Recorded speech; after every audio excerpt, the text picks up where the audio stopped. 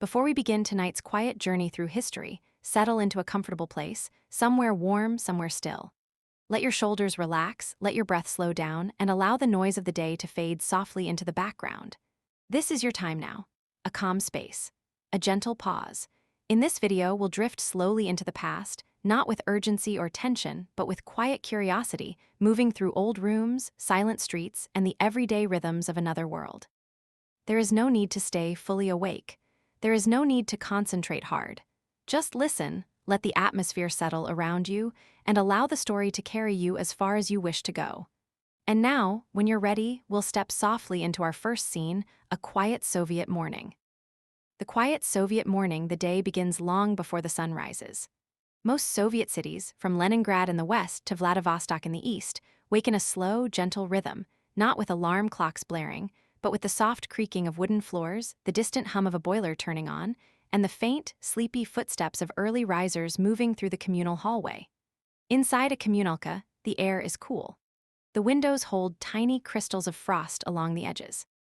Thin curtains breathe faintly with drafts sneaking through the wooden frames, allowing a soft bluish glow from the winter sky to seep quietly into the room. A kettle waits on the stove, dented, old but reliable. Someone turns the gas knob, and the flame clicks softly to life, casting warm light onto chipped tiles. The metal warms slowly, ticking gently as it expands, until the first soft bubbling begins. Down the corridor, a door opens with a long, careful creak. An elderly woman, wrapped in a heavy wool robe, walks toward the shared kitchen in slow, shuffling steps. In her hand, she carries a tin of loose tea, a small treasure saved for special mornings, opened with quiet reverence. Behind another door, the faint rustle of newspapers begins. A man prepares for the day, smoothing out pages, reading headlines in the dim light while ironing his shirt with steady, practiced strokes. The shared bathroom is small and cool. A thin mirror reflects foggy shapes, its surface speckled with years of use. Tiles are cold beneath bare feet, and the scent of soap lingers in the air. Here, people move around each other with silent understanding, a choreography passed down through years of communal living. In the kitchen, the kettle reaches a soft whistle. The sound drifts through the narrow space, brushing gently against pots, pans, and the lone hanging light bulb. A hand reaches for the radio. A click, a pulse of static. Then a calm, measured voice fills the room, the morning broadcast beginning with news, weather, and familiar announcements delivered in unhurried tones. Its presence is comforting, steady, like an old friend greeting the morning with them. A pot of kasha warms slowly on the stove, sending up a mild, sweet aroma that merges with the scent of toasted bread and old wood. Someone slices black bread on a thick wooden board, each cut producing a soft, rhythmic thump that settles warmly into the quiet morning air. Outside the window, the world stirs gently. A few early workers move through the courtyard, their steps muffled by fresh snow. Their breath hangs in the air as white, drifting clouds that fade slowly behind them.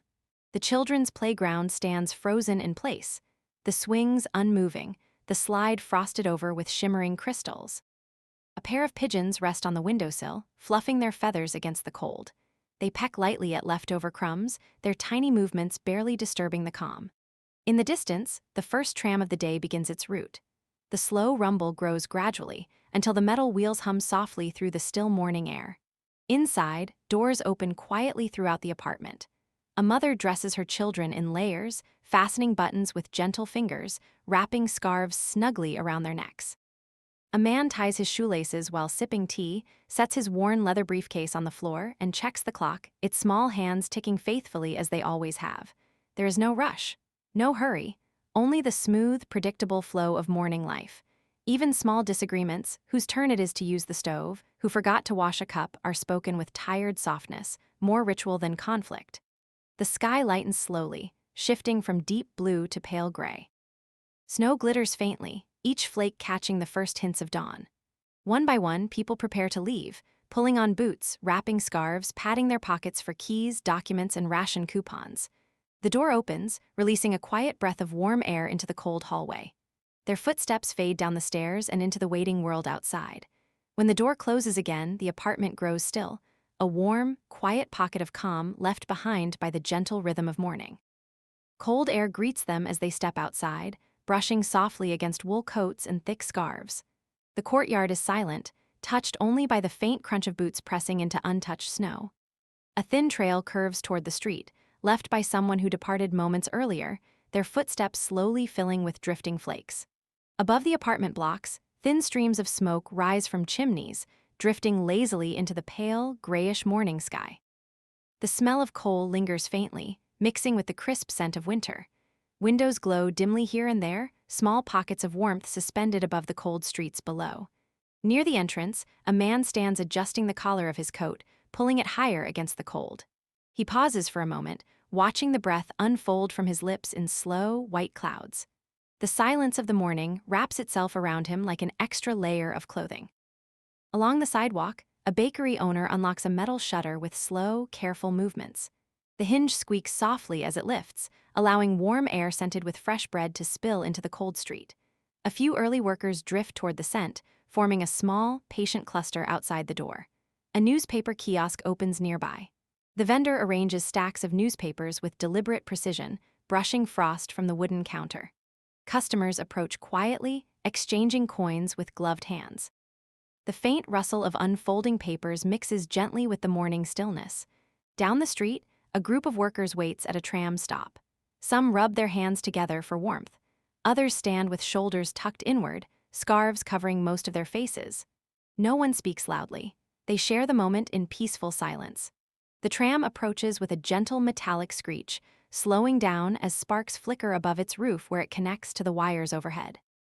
The doors open with a soft hiss, releasing a wave of warm, slightly dusty air. Passengers step aboard, their boots tapping quietly on the metal floor. Inside, the tram is calm, almost reverent in its quiet. Windows are fogged from earlier commuters. Seats are worn smooth from years of use. Passengers sit scattered throughout, each absorbed in their small morning rituals, reading a newspaper, watching the snow drift by, holding a lunch tin on their lap, or simply resting their gloved hands together. As the tram moves, it hums gently beneath their feet.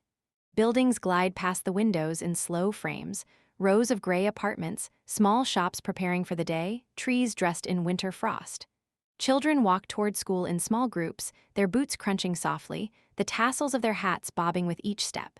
They speak in low voices, laughter muffled by thick scarves wrapped over their mouths. A woman sweeps snow from the sidewalk in long, thoughtful strokes. The bristles of the broom whisper against the ground, pushing small piles of snow aside with effortless rhythm. Each sweep is patient, purposeful, a small gesture that keeps the morning ordered and calm. At a bus stop, a young couple leans close for warmth. Their breath mingles in the air, dissolving slowly like smoke in the frost.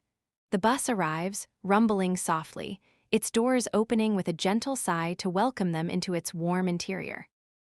Office windows begin to light up above the street, one by one, like lanterns waking from sleep. Inside, silhouettes move slowly, a hand setting down a briefcase, a coat being hung, papers arranged neatly on a desk. In the distance, the deep horn of a factory whistle rolls across the city, its sound long and steady. Not harsh, familiar. It blends into the morning air like a slow, grounding breath. The city is fully awake now, yet still quiet, still wrapped in the soft, deliberate motions of early day life. Nothing hurries, nothing breaks the calm. The Soviet morning expands gently, flowing outward like snow settling softly over rooftops and roads, carrying with it the steady heartbeat of a world that wakes slowly, patiently, and always in its own time. The morning grows brighter as the pale winter sun finally begins to lift above the skyline, though its light arrives softly, filtered through thin layers of cloud and lingering frost. Shadows stretch gently across the snow-covered ground, blending into the muted grays and blues of the early day. On narrow side streets, more people step out of their buildings, their movements slow and deliberate. Doors close behind them with soft thuds, each sound swallowed almost immediately by the stillness of the cold air. A woman adjusts her wool shawl and tucks it closer around her shoulders before beginning her quiet walk toward the trolleybus stop. Her boots press evenly into the snow, leaving a neat trail behind her. Nearby, a man carrying a metal lunch container walks toward his workplace. The latch on the container jingles faintly with each step, a small but familiar sound that accompanies him through every weekday morning. He pauses to greet a neighbor with a nod, no words exchanged, just a shared understanding of the day ahead. A cyclist rides past slowly, navigating carefully over patches of ice. The spinning of the wheels produces a soft rasp against the frozen pavement. His breath streams behind him in a shimmering cloud as he turns a corner and disappears into the quiet city street. Inside a small cafe, the first customers of the day gather in gentle silence. The smell of black tea, slightly bitter and warm, fills the room. Behind the counter, the barista moves with unhurried precision, pouring steaming water from a heavy kettle into thick glass cups. The glasses clink lightly as they are set on tables, the tea swirling with deep amber tones in the cold morning light. Two elderly men sit near the window, shoulders hunched in heavy coats. They sip their tea slowly, watching the street outside with calm, thoughtful eyes. They exchange occasional words, not loud, not hurried, just fragments of conversation that drift into the warm air of the room. On a distant avenue, a line of trucks rolls through quietly, their engines humming at low, steady tones. Drivers sit bundled in thick jackets, hands wrapped around the wheel, eyes focused on the pale horizon. The trucks leave gentle tracks in the snow as they move toward warehouses and factories, their presence steady and unobtrusive. A group of schoolchildren gathers at a crosswalk, their laughter muffled by scarves wrapped tightly around their faces. One kicks gently at a mound of snow, scattering small sprays of soft crystals that glimmer briefly in the morning light. A teacher walks beside them, leading them with calm steps, her boots pressing into the snow with a slow, measured rhythm. Further down the street, trolleybuses pass each other with a soft electric hum. Their overhead wires sing faintly as they glide beneath them, creating a light metallic note that resonates through the quiet neighborhood. Passengers inside sit peacefully, coats draped over their laps, shopping bags tucked neatly at their feet. Near a small park, caretakers shovel pathways with smooth, repetitive motions. The metal of the shovel scrapes softly across the pavement, pushing snow to the sides in precise, even lines. Birds gather on the branches above, hopping gently from perch to perch, watching the humans below with curious, steady eyes. A dog trots through the park, its paws leaving a delicate trail behind it. Its owner walks just a few steps behind, holding the leash loosely, letting the animal explore the silent winter landscape. The dog's breath forms playful bursts of fog as it sniffs the ground, its tail swaying in slow, content arcs. Closer to the city center, more shops begin to open. A florist arranges stems in buckets of cold water, their soft thumps echoing through the shop. A tailor rolls up the shutters of his workshop, the metal rattling gently as it rises. He brushes snow from his doorstep with long, sweeping motions before turning on the single overhead light that fills the room with warm yellow glow. The morning rhythm expands, yet remains unbroken, a seamless tapestry of tiny movements, quiet gestures, and soft sounds woven together into the fabric of everyday life. Nothing startles the peace. Nothing rushes the day forward. The city awakens with the calm inevitability of winter, each moment drifting into the next like snowflakes falling in slow, steady patterns. And though more people fill the streets now, the quiet dignity of the morning remains, a gentle, unhurried beginning to another day in the Soviet Union. Clothing and daily routines. Morning light settles gently inside the apartment, touching the edges of furniture, softening the shapes of coats hanging near the door, and warming the quiet corners where daily life begins. Clothing in the Soviet Union is not chosen quickly. It is prepared with care, shaped by routine, necessity, and the persistent cold that waits outside. A wooden chair holds neatly folded garments for the day ahead, a wool sweater slightly stretched at the elbows, a pair of trousers pressed carefully the night before, a plain blouse smoothed flat to avoid wrinkles. Each item has been worn many times, repaired many times, yet still carries a sense of quiet dignity. The wardrobe door opens with a soft groan. Inside hang the coats that stand between their owners and the winter air, heavy wool coats, patched at the seams, thick cotton jackets lined with faded flannel, a few scarves folded carefully on the shelf above. Their colors are muted: browns, grays, deep greens, tones shaped by practicality rather than fashion. Someone reaches in and pulls out a long coat, shaking it lightly to release the cold that settled into the fabric overnight. A hand runs along the sleeve, checking the stitching, smoothing the fabric in slow, thoughtful strokes. Children prepare with their own quiet routine. A school uniform laid neatly at the foot of the bed, small mittens waiting on a radiator, boots arranged in a straight line near the door. Buttons are fastened, scarves wrapped twice around their necks, and hats with soft ear flaps pulled snugly over their ears. Their movements are sleepy, gentle, guided by the practiced assistance of a parent. At the mirror, someone adjusts their collar, brushing lint from their coat with the flat of a hand. Another smooths their hair in quick, economical gestures. Cosmetics, if used at all, are applied sparingly. A touch of powder, a faint tint of lipstick, a small dab of perfume saved for many months. On the kitchen table, gloves and hats rest in small, orderly piles. Worn leather gloves with softened fingertips, bright knitted mittens made by a grandmother, scarves with edges fraying but still warm and dependable. Boots are pulled on with steady movements, laces tightened until they creak softly, felts adjusted inside to provide an extra layer of warmth. Each pair carries the imprint of hundreds of mornings, hundreds of walks across snowy courtyards and icy sidewalks. Before leaving, pockets are checked with habitual care: keys, documents, ration coupons, a folded handkerchief. The lightest pat confirms each item's presence. Clothing becomes a kind of armor against the cold, but also a silent companion to the day ahead.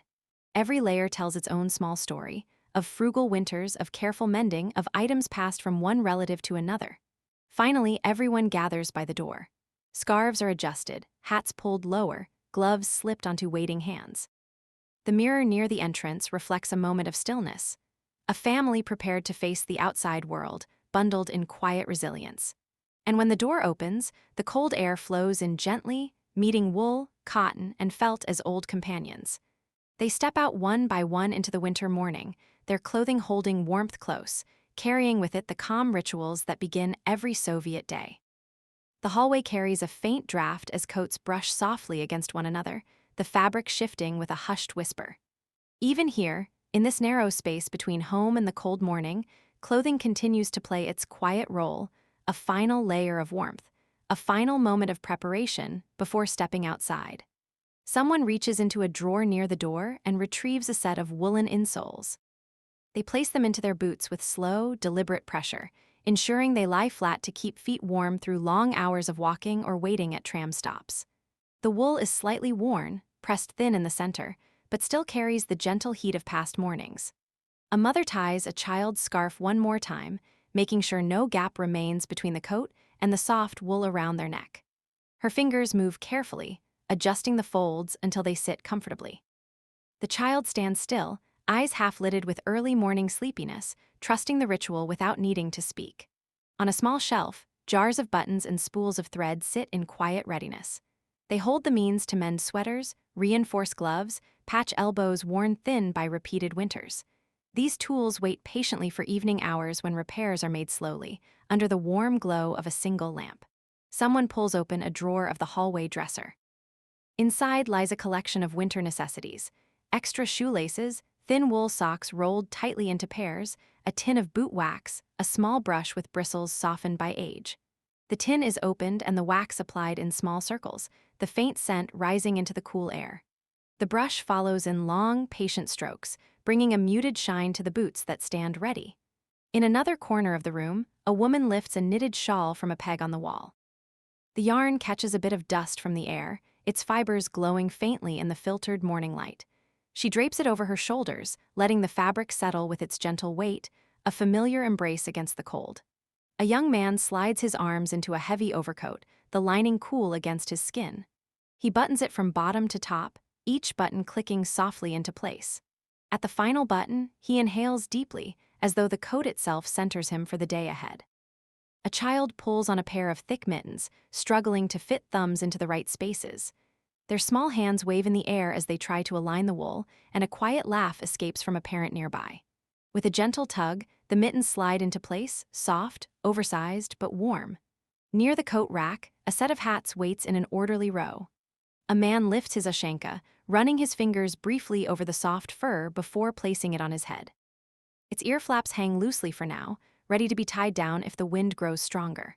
Beside him, a woman chooses a simple beret, positioning it at a slight angle that softens her face in the gentle morning light. Every movement is unhurried, guided by routine and shaped by necessity. Clothing is not a statement but a companion, a quiet partner against the cold, a shield woven from simple materials and careful hands. Before leaving, someone reaches for a long wool coat hanging at the end of the rack. It is heavier than the others, lined with old flannel, its pockets worn deep by the weight of gloves, tickets, and memories. The coat swings gently as it is lifted, its hem brushing lightly across the wooden floor. One last glance into the mirror, not to admire, but to confirm. The scarf is snug, the hat sits properly, the coat is buttoned fully, and the eyes looking back are ready for the day. The door is opened once more. A thin ribbon of cold air drifts in, wrapping around ankles, reminding everyone why the layers matter. Boots step forward. Coats sway. Scarves flutter softly as they cross the threshold. The door closes behind them, leaving the hallway quiet, holding only the faint warmth of those who prepared themselves and stepped into the waiting world. Soviet cues and food culture the streets have begun to fill, though gently, as if the city prefers to wake in measured breaths. Along quiet avenues and small neighborhood squares, the first cues of the day begin to form, a familiar and almost ritualistic part of Soviet life. People gather outside small shops, their coats dusted lightly with snow, their hands tucked into pockets for warmth. The line grows slowly, each person joining with calm understanding, accepting their place without complaint. No one rushes, no one pushes. The queue itself feels like an extension of the morning, steady, patient, and quietly communal. The bakery door has not yet opened, but the warm smell of bread already drifts through its vents. Dense black loaves cooling on wooden racks, crusts crackling softly as they release steam into the small, heated room. A woman waiting near the front of the line inhales deeply, letting the earthy scent settle into her thoughts. Beside her, an elderly man wipes frost from his glasses. He glances at the handwritten sign taped to the window, today, rye bread, and perhaps a limited batch of sweet rolls. He folds his arms, the wool of his coat rustling softly. The weight does not bother him. He has stood in hundreds of lines before, each one blending into the quiet routine of daily life. A mother stands behind him with a child leaning sleepily against her leg. She adjusts the child's scarf with gentle fingers, smoothing it against their coat. The child watches pigeons hop around the sidewalk, their tiny footprints dotting the snow in delicate patterns. Every few moments, one bird flutters upward, wings brushing softly against the cold air. The bakery owner finally unlocks the door. The metal latch clicks, the door creaks, and a small wave of warm air escapes, curling around the waiting customers. People move forward slowly, maintaining the quiet order of the line. Inside, the shelves are simple but inviting. Rows of freshly baked loaves, a basket of hard rolls, a tray of pastries dusted with a thin coat of powdered sugar. Coins clink softly as customers pay. Paper bags crinkle as loaves are placed inside. The sound of bread being sliced, slow, measured strokes against a heavy wooden board, fills the small shop with gentle rhythm. A few streets away, a grocery store has its own queue. Behind frosted glass, jars of pickles glisten in rows, their contents floating peacefully in briny liquid. Canned fish sit stacked neatly, labels slightly faded. Bottles of milk rest in metal crates, their glass sides fogged by the warmth inside.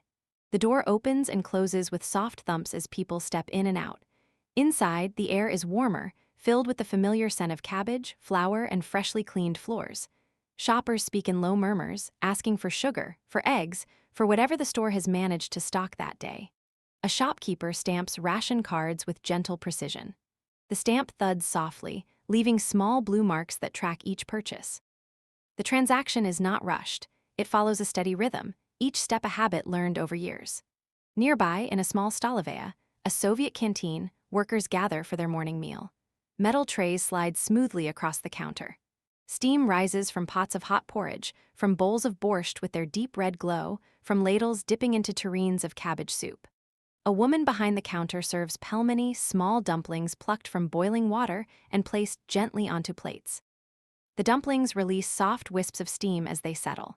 Chairs scrape quietly across the floor as workers sit, grateful for warmth. Spoons clink softly against bowls. A man stirs sugar into his tea, the cubes dissolving slowly beneath the swirling amber liquid. The canteen hums with a low, soothing noise, conversations spoken in gentle tones, utensils tapping, someone laughing briefly at a small joke, the radio in the corner playing a modest melody. Outside once more, the cues continue their slow rhythm. People shift their weight from one foot to the other, breath rising in slow clouds, conversation drifting through the cold air in thin, quiet threads. Cues are not merely lines, they are moments of shared experience, places where neighbors greet one another, where news spreads gently from person to person, where the day begins with a sense of togetherness shaped by patience. And so, the morning unfolds between the warmth of shops, the simplicity of food, and the calm endurance of those who wait. Here, in the unhurried rituals of Soviet queues and meals, the heart of daily life beats softly, steady as the quiet winter around it. The line outside the grocery store lengthens gradually, though never noisily. People know one another here, not by name perhaps, but by presence. The same faces appear each morning, wrapped in the same coats, carrying the same quiet patience that defines these early hours. A man near the middle of the queue shifts his weight and looks up at the sky. Snowflakes drift down in slow, gentle spirals. They land softly on his hat, melting almost instantly. He catches a few on his sleeve, brushing them away with a gloved hand. The motion is small, unhurried, almost meditative. Near him, two women speak in hushed tones. Their words rise and fall like whispers, never disturbing the calm around them. They discuss the price of flour, the latest rumor about butter arriving next week, the subtle changes in the weather. Their voices blend into the air like the soft hum of a distant heater. When the door opens again, an employee steps outside and posts a small paper sign on the window. Milk limited, 2 bottles per person. The handwriting is neat and steady, each letter drawn with care. No one complains. No one rushes forward. The line simply shifts by a few steps, each person accepting the news with a quiet nod. Inside the store, shelves are modest yet orderly. Rows of cabbage stand neatly like pale green domes. Carrots rest in wooden crates, earthy and cool to the touch. Glass jars of berry preserves sit on a high shelf, their deep colors glowing faintly under the warm bulbs. A woman picks up a jar and examines it through the glass. She turns it slowly, watching the berries drift lazily in syrup. Satisfied, she places it gently into her basket, the glass making a soft thump against the wood. Nearby, a worker sweeps the floor in slow, measured arcs. The broom's bristles whisper across the linoleum, gathering small bits of snow tracked in from outside. He pauses now and then to adjust the angle of the broom, each movement deliberate. At the counter, a customer opens a ration booklet. Its pages are thin, corners softened by years of folding. The shopkeeper stamps it with a soft, rhythmic thud. Ink spreads slightly into the fibers of the paper, leaving behind a calm, blue mark. The sound repeats, steady, predictable, almost soothing. Across the street, another queue forms outside the fish shop. A light above the door flickers gently as people wait. From inside comes the faint, salty scent of brine and the sound of knives tapping softly on cutting boards. A man in a thick coat steps out with a small wrapped parcel. The white paper is folded tightly, tied with twine in careful loops. He holds it close, letting the warmth of his hands seep into the cold package. A mother and her daughter enter the shop next. The child stands on tiptoe to see the display case, eyes wide at the rows of neatly arranged fish. She watches as the shopkeeper lifts one from the ice, weighs it with a soft clink against the metal scale, and wraps it with practiced movements. In the small Stalavea, lunchtime approaches. Steam clouds the windows from inside, making the glass glow softly against the gray daylight. People step through the door, rubbing their hands together for warmth, their faces relaxing as they meet the familiar sense of soup, bread, and freshly boiled potatoes. A man sits alone at a corner table. He unwraps his spoon from a small cloth, places it neatly beside his tray, and begins to eat with slow, steady motions. The clink of silverware is gentle, echoing slightly in the quiet room. At another table, coworkers lean over bowls of borscht, steam rising in soft curls between them. Their voices are calm, their conversation a low murmur that drifts above the long wooden tables. In a far corner, a woman sips tea from a thick glass held in a metal cup holder. She blows gently across the surface, watching the ripples settle before taking a slow, measured sip. Outside again, after lunch, queues continue their quiet formation.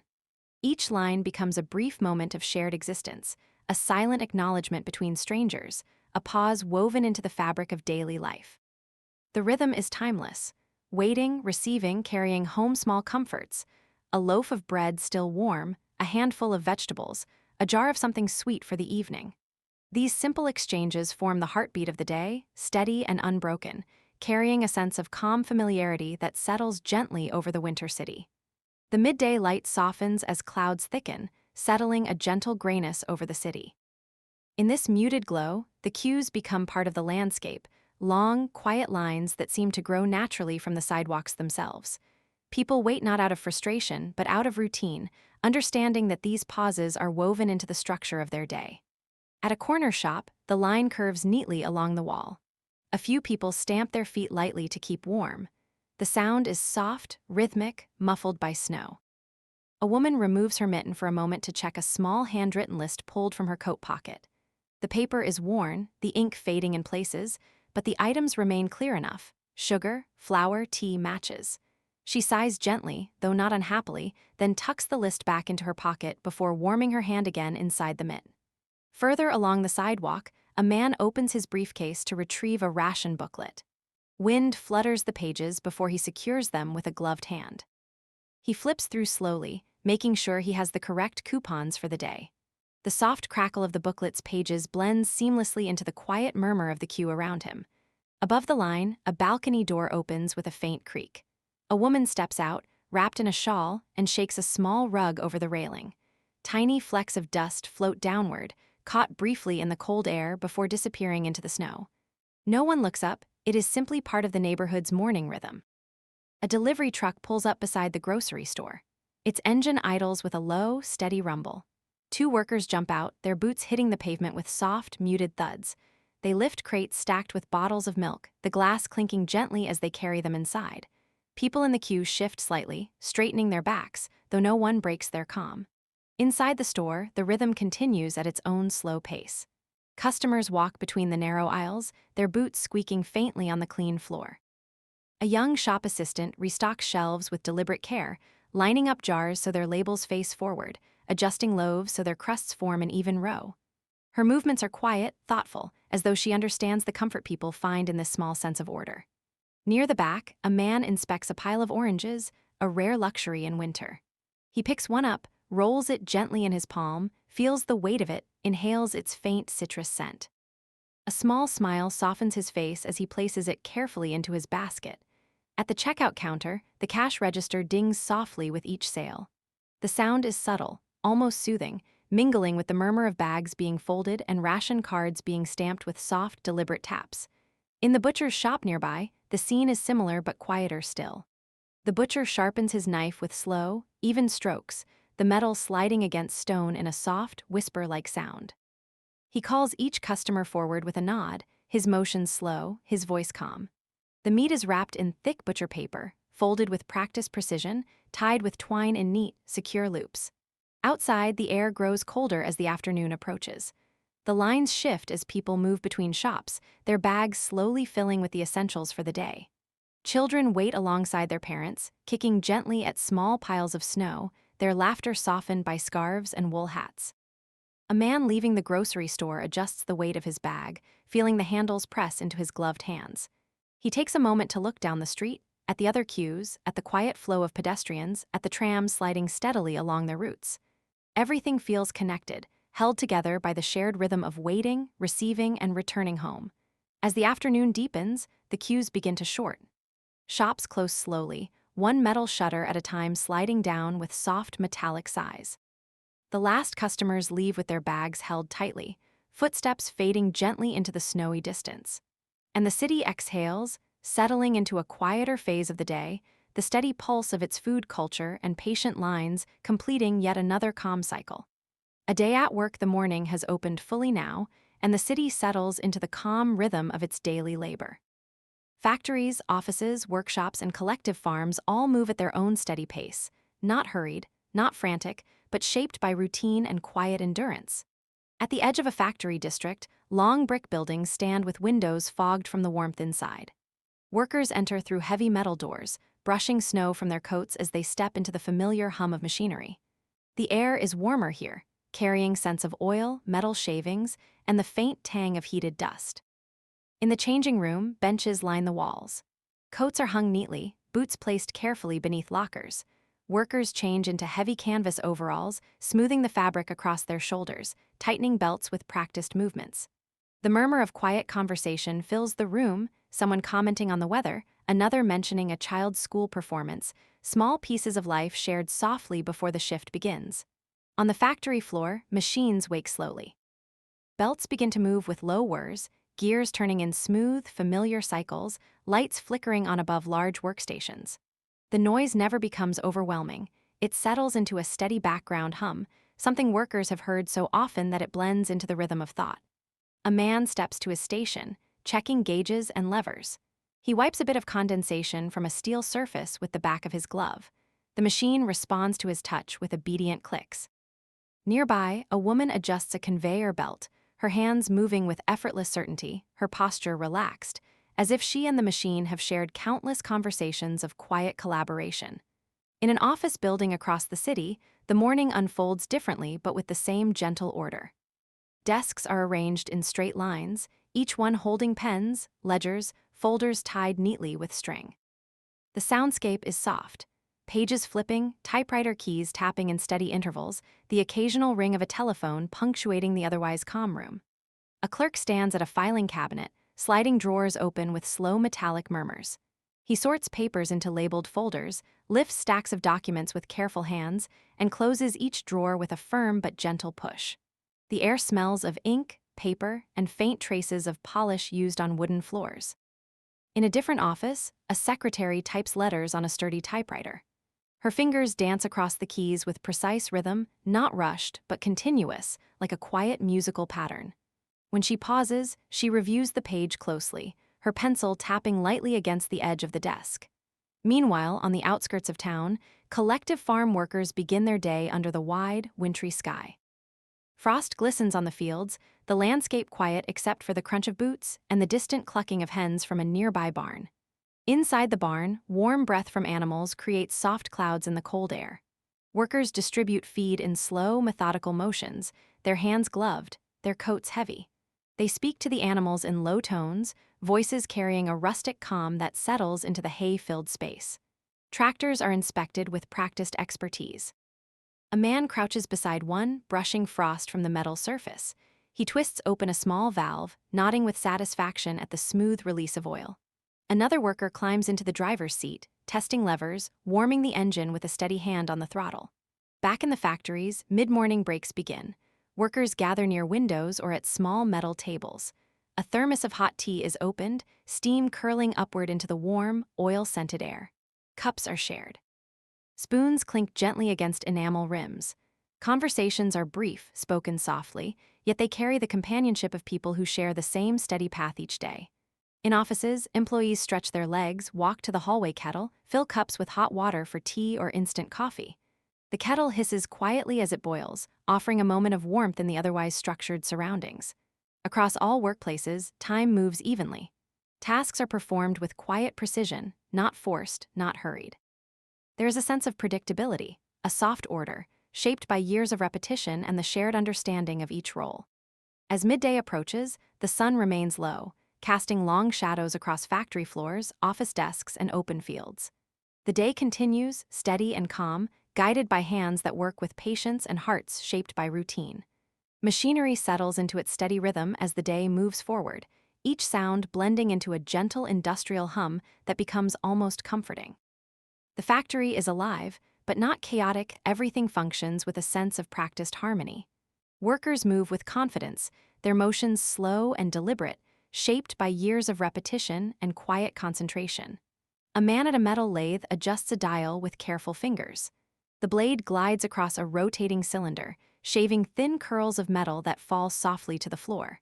They gather in small piles, glinting faintly under the overhead lamps. He brushes them aside with a gloved hand, the metal whispering as it shifts. Nearby, a woman monitors a large press. She listens closely to the beat of the machine, a steady thump, a small pause, another thump, the rhythm so familiar that she can sense any irregularity before it becomes a problem. She smooths the edges of finished parts with gentle, precise strokes, stacking them neatly in a crate lined with cloth. In another workshop, welders begin their tasks. The sparks fly softly, controlled, muted, casting brief flashes of warm light across the dim room. The smell of heated metal mingles with the cool draft drifting from the slightly open loading door. Two welders exchange a silent nod before returning to their work, their visors glowing faintly each time the arc brightens. Upstairs, in an office overlooking the factory floor, clerks maintain their own measured pace. A man records production numbers in a large ledger, writing each figure carefully with a hard graphite pencil. The pencil scratches softly across the page, leaving dark lines that map the progress of the morning. At another desk, a woman stamps documents, each stamp landing with a soft, padded thud, adding another mark to the paperwork that keeps the factory running smoothly. Occasionally, she pauses to straighten the stack of files, aligning the edges with small taps of her fingertips. In a design room nearby, engineers pore over blueprints. Their conversation is low, thoughtful, voices rising only slightly as they point to a detail on the page. A slide rule clicks softly. A mechanical pencil draws a thin, precise line. One engineer adjusts his glasses and leans closer, his breath fogging the cold, drafting lamp for a moment before fading away. Outside the factory, truck drivers check their vehicles before heading into the cold. One circles his truck slowly, testing each latch, kicking softly at the tires to feel their firmness. Another climbs into the cab, turns the key, and listens as the engine rumbles to life in deep, warm tones. Exhaust rises in slow clouds behind him, drifting into the gray sky. On the collective farm, midday nears as well. Workers walk between barns and storehouses, their boots pressing into snow that crunches with a soft, even sound. Inside the barns, animals shift quietly, hooves tapping gently against wooden floors. Feed buckets clang lightly, and hay rustles as it is spread in clean, golden layers. A tractor moves through the yard, its low engine growl steady, almost soothing in its repetition. Frost clings to its metal surfaces, melting slowly in small patches where the machine's warmth reaches outward. Back in the office district, typewriters continue their subdued melody. Keys strike in soft bursts, carriage returns slide with muted clicks, a stack of papers is turned one page at a time with calm precision. Someone opens a window briefly, letting a wave of cold air drift in, stirring papers and providing a moment of refreshing stillness. Time moves gently in workplaces across the city. No rush, no urgency, only the quiet momentum of tasks that must be done and the peaceful familiarity of doing them. The day continues forward with a steady heartbeat, a harmony of machines, footsteps, and human patience, carrying everyone through the long, calm hours of work. The afternoon light begins to shift, softening as it filters through factory windows coated with a thin layer of dust and frost. The day is well underway, yet everything remains calm, orderly, and steady. Work continues not with haste, but with the slow, dependable rhythm that defines the Soviet workday. On the factory floor, a supervisor walks between rows of machinery, his footsteps muted by the constant hum around him. He pauses occasionally, studying a gauge, checking a clipboard, or exchanging a few quiet words with a worker. His presence is neither commanding nor intrusive, simply another part of the steady landscape, moving with the same deliberate pace as everyone else. Nearby, a group of workers assembles large components at a shared table. Their movements are synchronized in a quiet, unspoken way. One holds a piece steady, another aligns bolts, a third checks measurements with a ruler worn smooth along the edges. The tools make soft, repeating sounds, a ratchet turning with a gentle click, a rubber mallet tapping wood into place, a caliper sliding in precise, controlled increments. Nothing is rushed. Each piece is handled with patient care, as though the process itself is more important than the final product. In a separate corner of the workshop, an older mechanic sits at a small bench repairing a motor. He wipes oil from his hands with a cloth darkened by years of use. The smell of metal and grease surrounds him, familiar and grounding. He leans close to the motor, listening to it, feeling its weight, turning gears slowly with steady fingers. When satisfied, he reassembles the parts in silence, each motion smooth, intentional, practiced. Above the factory floor, a break room offers a brief escape from the steady work. The walls are lined with hooks holding coats and hats. A long wooden table stands in the center, surrounded by mismatched chairs. A radio sits on a shelf, playing soft music that mixes with the hum of the factory below. A group of workers sits drinking tea from thick glasses held in metal cup holders. The steam fogs their faces slightly as they sip, warming cold fingers.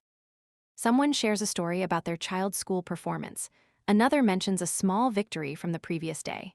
The conversation is low, steady, breaking occasionally with soft laughter that fades quickly back into the calm of the room. In an office building across town, the afternoon settles even more quietly. Workers lean over their desks, pens gliding across paper in slow, looping strokes.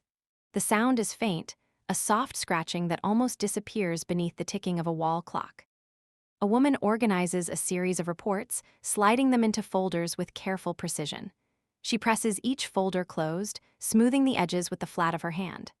Her desk is orderly, arranged to make every action gentle and efficient.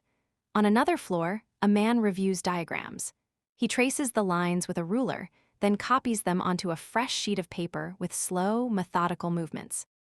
He pauses now and then to adjust his glasses, his breath fogging the lower part of the lenses before they clear again. In a mailroom downstairs, envelopes are sorted into wooden cubbies. Each flap makes a faint rustle as it brushes against another. The postal worker moves unhurriedly, reading each label, placing letters in their respective slots with a quiet touch. Outside the office, workers move through hallways padded with worn linoleum. Steps echo softly, a familiar repetition that blends with the subdued hum of daily tasks. On the collective farm, afternoon chores take shape beneath a sky slowly darkening toward evening. Workers move from barn to barn, checking animals, adjusting machinery, preparing feed for the next day. The air is filled with the soft crunch of snow and the warm sounds of animals shifting in their stalls. A farmer leads a horse across the yard, their footsteps in harmony, one heavy, one light. The horse exhales a cloud of warm breath, its ears twitching gently as the man speaks to it in calm, quiet tones.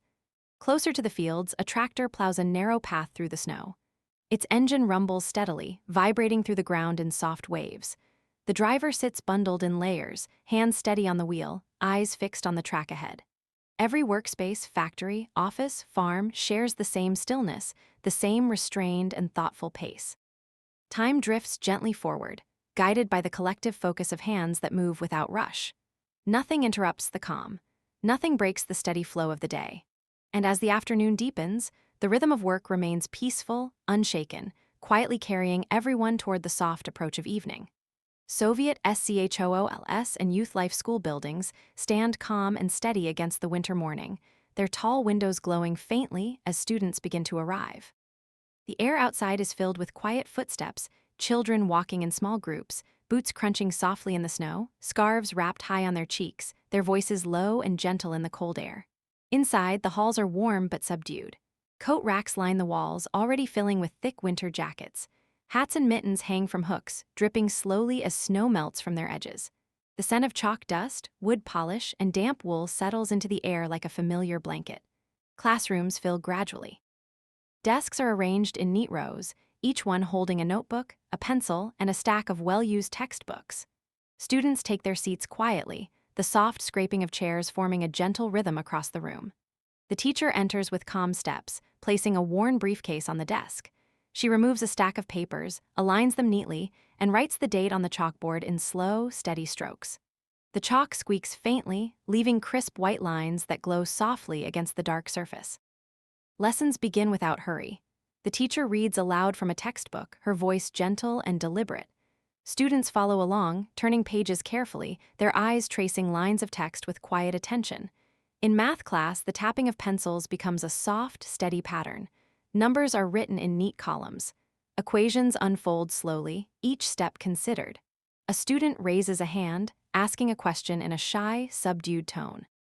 The teacher responds patiently, drawing a small diagram on the board with slow, precise movements. During language lessons, students recite poems in soft, measured voices. Words flow gently, one after the other, shaped by early morning discipline and the careful enunciation taught from childhood. At break time, the schoolyard fills with a different kind of quiet energy. Children laugh, but even their laughter is softened by scarves and the cold air. They play short games, leaving trails of footprints in the snow. A group gathers near the wall, trading candy wrappers or small collectible pictures. Another group leans against the railing, talking in relaxed, unhurried murmurs. Inside, older students gather near the stairwell. Some share stories from home, others compare notes for the next class, their voices blending into the soft hum of the building. When the bell rings again, a gentle chime rather than a loud alarm, students return to their seats, their boots squeaking faintly on the polished floors. In science class, glass beakers sit arranged on wooden tables. Students watch as the teacher lights a small burner, the flame flickering softly under a metal stand. Warm air rises slowly, fogging the lower edge of the beakers. Eyes widen with quiet curiosity, though no one speaks loudly. Excitement here is subdued, expressed through careful attention rather than noise. In history lessons, maps hang from the walls, their faded colors showing borders and regions long studied. A student traces a river with their fingertip, absorbed in the slow unfolding of past events. By lunchtime, the school has settled into a peaceful routine. Children file into the cafeteria in neat lines, trays sliding softly across metal rails.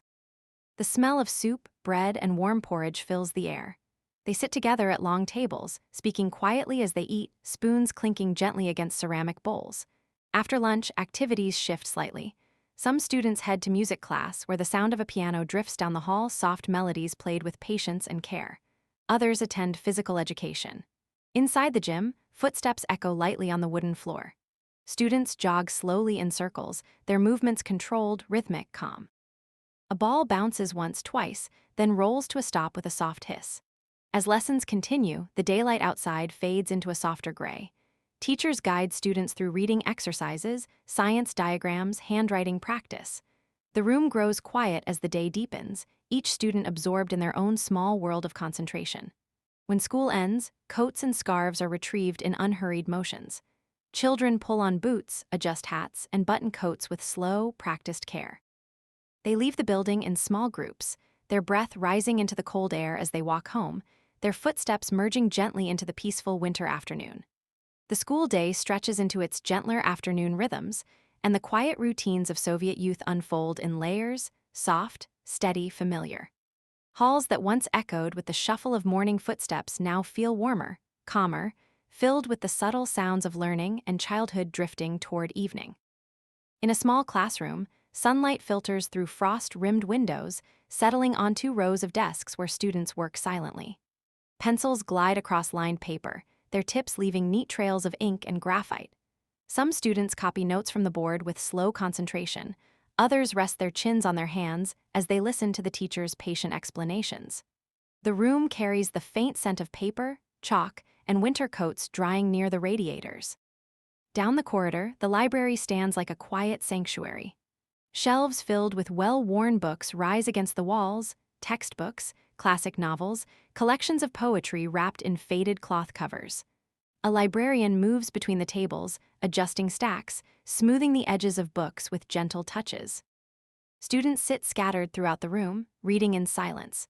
A boy flipping through a geography atlas, a girl tracing words in a thick novel with her finger, others bent over homework, whispering to one another in soft, careful tones. Near the stairs, older students gather before club activities begin. Some drift toward the music room, carrying sheet music folded neatly into their bags. Others walk to the art room, where jars of brushes and small pots of paint wait on wooden tables. A group heads to a debate club meeting, their conversation low and thoughtful, echoing slightly in the stairwell. In the art room, the atmosphere is warm and gentle. A teacher arranges old jars filled with cloudy water and brushes worn at the tips. Students sit in soft concentration, dipping brushes into muted colors, dragging them across thick paper to create slow, deliberate scenes. Winter landscapes, portraits of family members, small still life arrangements of apples and cups. Strokes overlap in peaceful rhythm, each one made with patient, unhurried effort. In the music room, a piano plays quietly. A student practices scales, fingers landing softly on each key. The notes drift into the hallway in slow, warm waves. Nearby, a violinist tunes their instrument, the bow producing gentle, wavering tones that blend with the piano's melody. No one rushes the practice. Each sound is allowed to settle, resonate, and fade before the next begins. Physical education takes place in the gym, but even here, the energy remains controlled and mild. Students jog in slow circles, their footsteps echoing in long, even patterns. A ball thumps softly as it touches the wooden floor, rolling into a patch of light near the wall. The teacher's voice is clear but gentle, guiding exercises with steady rhythm rather than urgency. As afternoon deepens, the school settles into a kind of collective quiet. Teachers sit at their desks, marking papers with slow, thoughtful gestures. The occasional scratch of a pen breaks the stillness, followed by soft sighs of concentration. Some students finish their assignments early and look out the windows. Snow drifts lazily past the glass, and the playground outside sits untouched except for the faint tracks left at lunchtime. The trees in the courtyard sway slightly, branches coated with frost that glitters as the daylight fades. After classes end, clubs and pioneer meetings begin. In one room, children recite passages from speeches or practice simple public tasks, their voices soft but steady as they read aloud. In another, students gather around maps and posters, discussing plans for community service projects or small school events. The mood is calm, cooperative, more about participation than pressure. As the sky outside dims to a muted blue, students begin preparing for the walk home. They pull on their coats and scarves, buttoning each layer carefully. Hats are adjusted over ears, mittens tugged firmly into place. Homework slips into bags, books thumping gently against notebooks and pencil cases. The halls empty slowly. Some children walk together, sharing quiet stories as they leave the building. Others walk alone, listening to the soft crunch of their boots on the snowy path.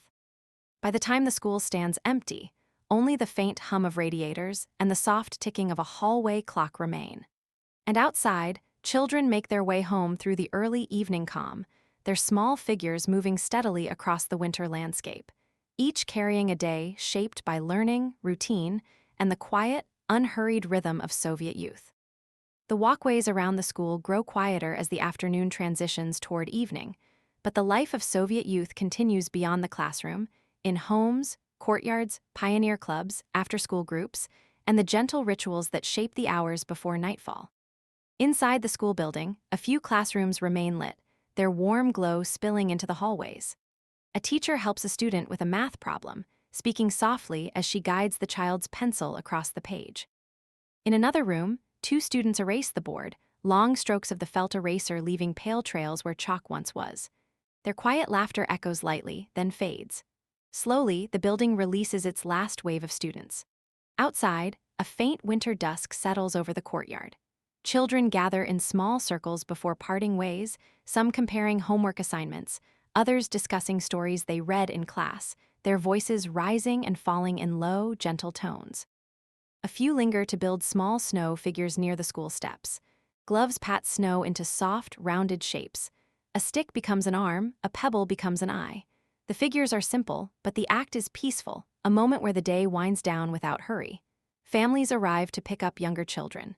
Parents greet teachers with quiet nods, exchanging brief words about the day. A mother adjusts her child's hat, tightening the scarf around their chin before taking their hand. They walk toward home with slow, measured steps. Along the route home, youth life continues to unfold in modest, reflective ways. Apartment stairwells echo softly with footsteps and the rustle of winter coats. The scent of food, boiled potatoes, soups, stewed vegetables, drifts through the corridors as families begin their evening routines. In many homes, children sit at kitchen tables to begin their homework. The table is small but sturdy, usually covered with a plain cloth or newspaper to protect it from pencil marks. A single lamp casts warm light over notebooks, its glow reflecting on pens, textbooks, and the glossy cover of a workbook. The sound is gentle, pages turning, pencil tips scratching slowly across paper, the distant hum of radios from other apartments.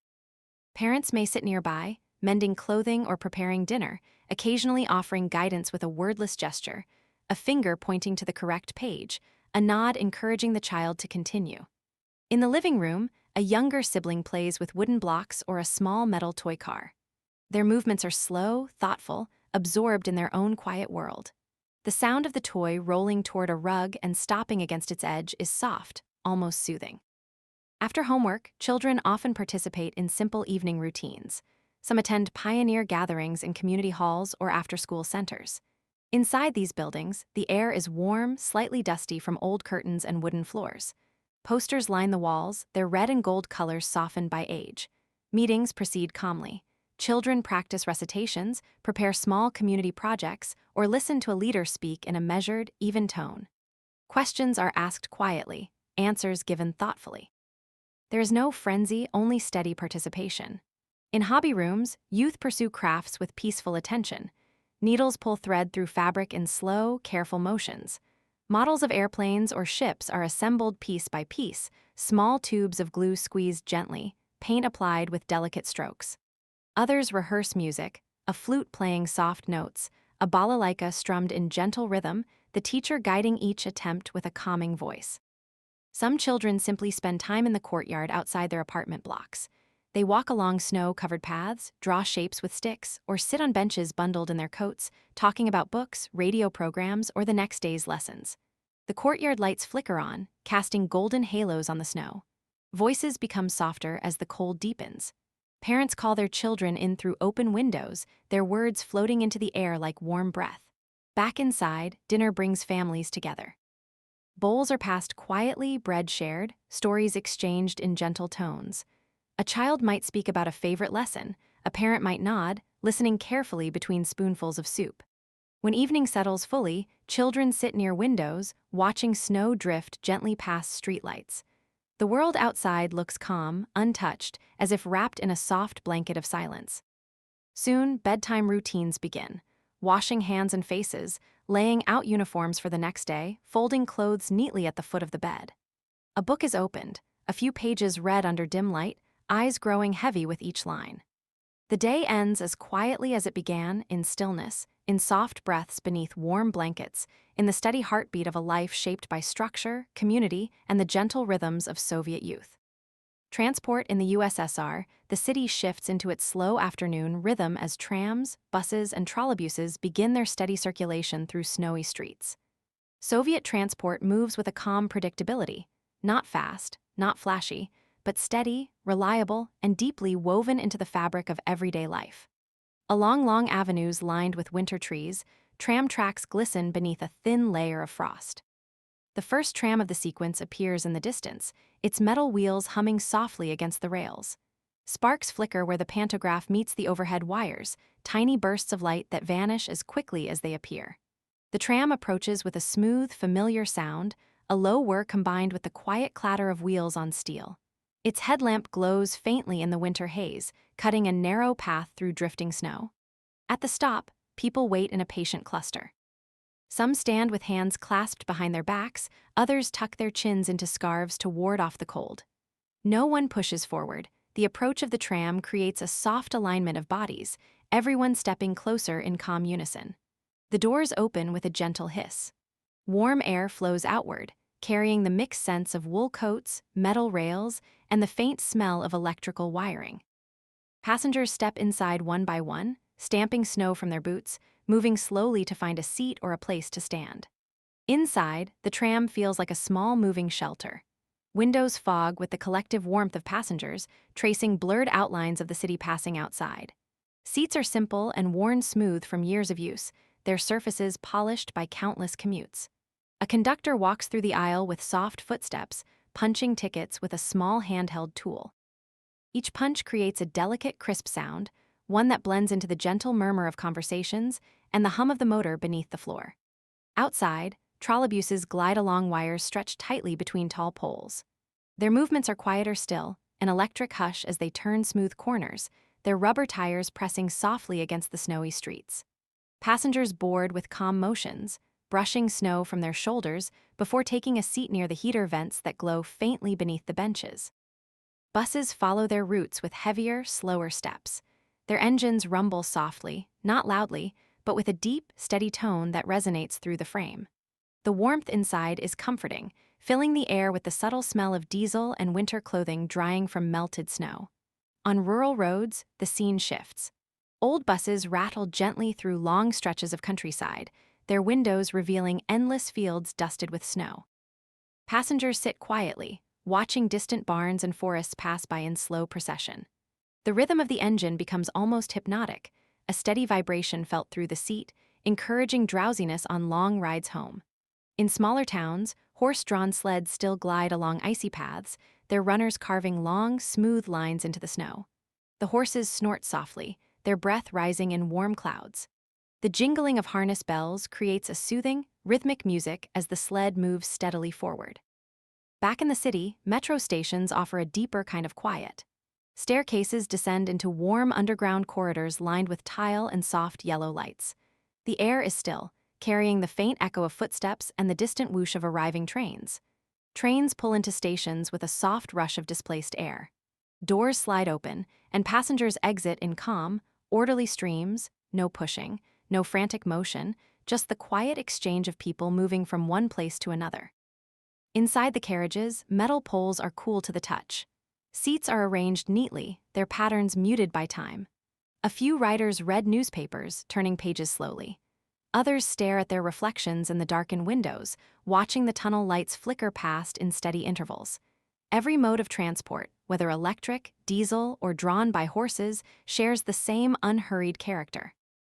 Movement is steady, continuous, and familiar, a gentle circulation that keeps cities and villages connected, carrying people through their routines with dependable calm. As evening approaches, lights glow from tram interiors, casting soft golden rectangles onto snowy streets. Engines hum, rails sing quietly, and passengers drift homeward, surrounded by the peaceful cadence of Soviet transportation. The day moves forward, carried gently by wheels, wires, and tracks, each sound blending into the quiet winter air. The pace of the city settles even deeper into its late afternoon calm as the transport network continues weaving people through streets dusted with fresh snow. Each vehicle, tram, trolleybus, bus, metro, sled, even the occasional delivery van, moves with a rhythm so steady that it becomes almost part of the landscape itself. At a major intersection, two trams pass each other slowly. Their wheels glide along the rails with a soft metallic sigh, a sound barely louder than the whisper of snow falling onto the city. Through fogged windows, passengers can see each other for a moment, faces softened by the icy glass, each lost in their own quiet thoughts. Inside one tram, the conductor clicks his ticket puncher gently. A tiny shower of paper confetti falls with each punch, gathering in a small pocket sewn into his coat. He nods politely to passengers, moving with such practiced ease that his presence feels like part of the tram itself. In the back corner, an elderly woman holds a cloth shopping bag on her lap. The bag leans against her coat, its shape revealing the outlines of bread and vegetables.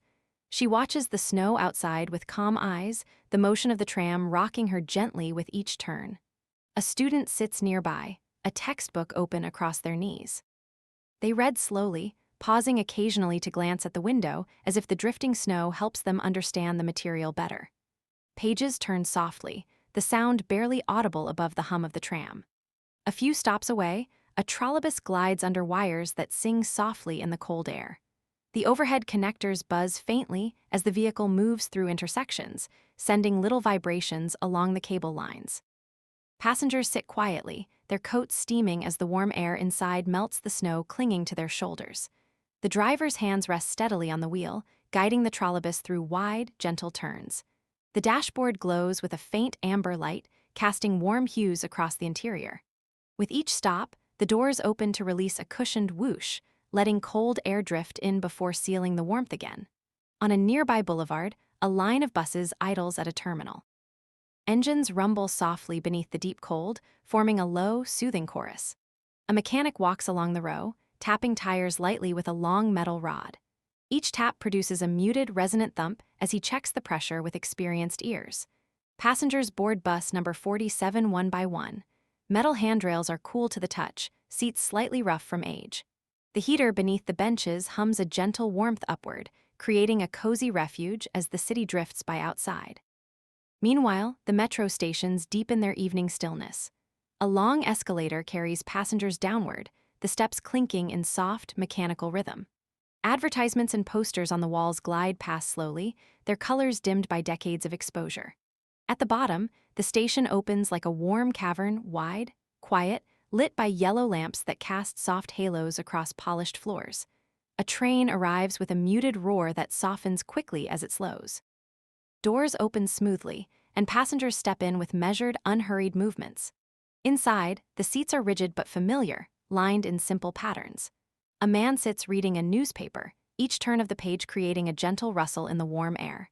In rural areas, transport takes on an even gentler shape. A horse-drawn sled moves along a quiet road, its runners producing long, soft shhhhhh sounds as they cut through packed snow.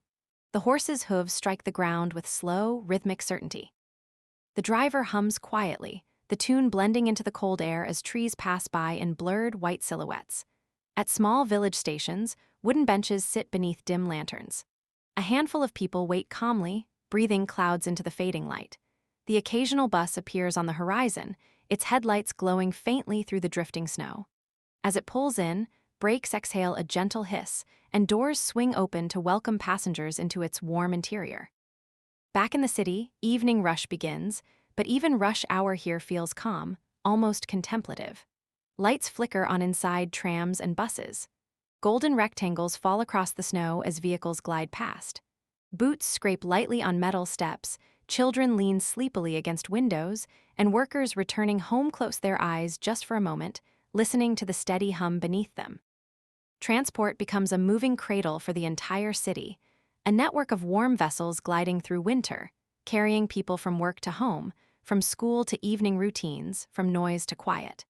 And as darkness thickens, the slow, peaceful ballet of wheels, rails, wires, and footsteps continues without interruption, guiding the city gently toward night. The evening deepens as transport continues its slow, steady pulse through the city. Lights shine softly from tram windows, glowing like small lanterns moving through the winter dusk. Snow falls in quiet patterns, settling on rooftops, wires, and rails, yet the system keeps moving, not hurried, not strained, simply persistent. A tram rounds a bend, its wheels producing a gentle metallic sigh as it glides along the curve. Inside, the passengers shift slightly with the motion. A man closes his newspaper, folding it with careful precision before slipping it into his coat. A woman near the window watches flakes gather on the glass, melting into thin trails of water. Her breath fogs the pane occasionally, blurring the city lights into soft halos. In the aisle, a young boy sits beside his mother, clutching a small knit bag containing his school books. He leans against her arm, half asleep, lulled by the constant hum of the tram. She adjusts his scarf gently, her fingers brushing through his hair with slow, steady affection. The conductor pauses near the front, resting one hand on a metal rail as she surveys the carriage. Her expression is calm, observant. She has seen this same routine thousands of times. She moves again only when the tram approaches the next stop, ready to punch a new ticket with her soft, rhythmic tool. Outside, trolleybuses trace their routes with quiet discipline. Street lamps illuminate the wires above, thin silver lines stretching from pole to pole, glistening faintly with frost. The trolleybus glides beneath them, its poles maintaining careful contact, occasionally emitting a tiny spark when the wires shift under the cold. Inside a trolleybus, windows vibrate gently with each bump in the road. Passengers hold onto loops hanging from overhead bars, their gloves brushing lightly against one another. A student presses her notebook to her chest, protecting her carefully copied notes from the moisture of melting snow on her sleeves. The driver sits enclosed in a small cabin, hands moving slowly across the wheel as he guides the vehicle through the dim streets. His face is illuminated by the pale glow of the dashboard lights. Every now and then, he wipes the glass with a cloth, clearing away condensation to keep the view ahead calm and clear. Farther along the avenue, a city bus approaches its stop with a low, warm rumble. Its headlights cut through the fading light, casting soft beams across the snow. Passengers descend the steps carefully, boots touching the ground with quiet thumps. The bus exhales a gentle hiss as the doors close again, then pulls away, leaving a small cloud of steam drifting behind it. In the metro stations below the city, evening brings a different kind of quiet. The tiles reflect muted yellow light. Footsteps echo in long, calm patterns.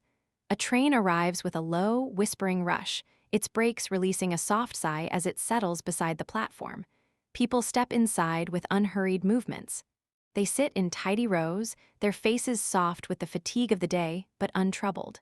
A few children whisper to one another, voices bouncing gently off the smooth metal walls of the carriage. As the train departs, the tunnel lights flicker past in rhythmic intervals, bright, dark, like a slow heartbeat guiding the train forward. Above ground, in rural outskirts, the glow of transport grows softer still. An old bus stops by a small cluster of wooden houses. Its engine ticks quietly as it cools. Passengers step into the snow-covered paths one by one, their silhouettes blending into the dusk. Closer to small villages, horse-drawn sleds become more common.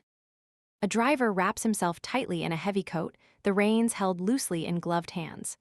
The horse moves with patient steps, snow spraying in fine arcs from its hooves. The sled's runners glide over the ice, making a soft, soothing hiss that echoes across the quiet landscape. Back in the city, the last few trams of the evening begin their final rounds.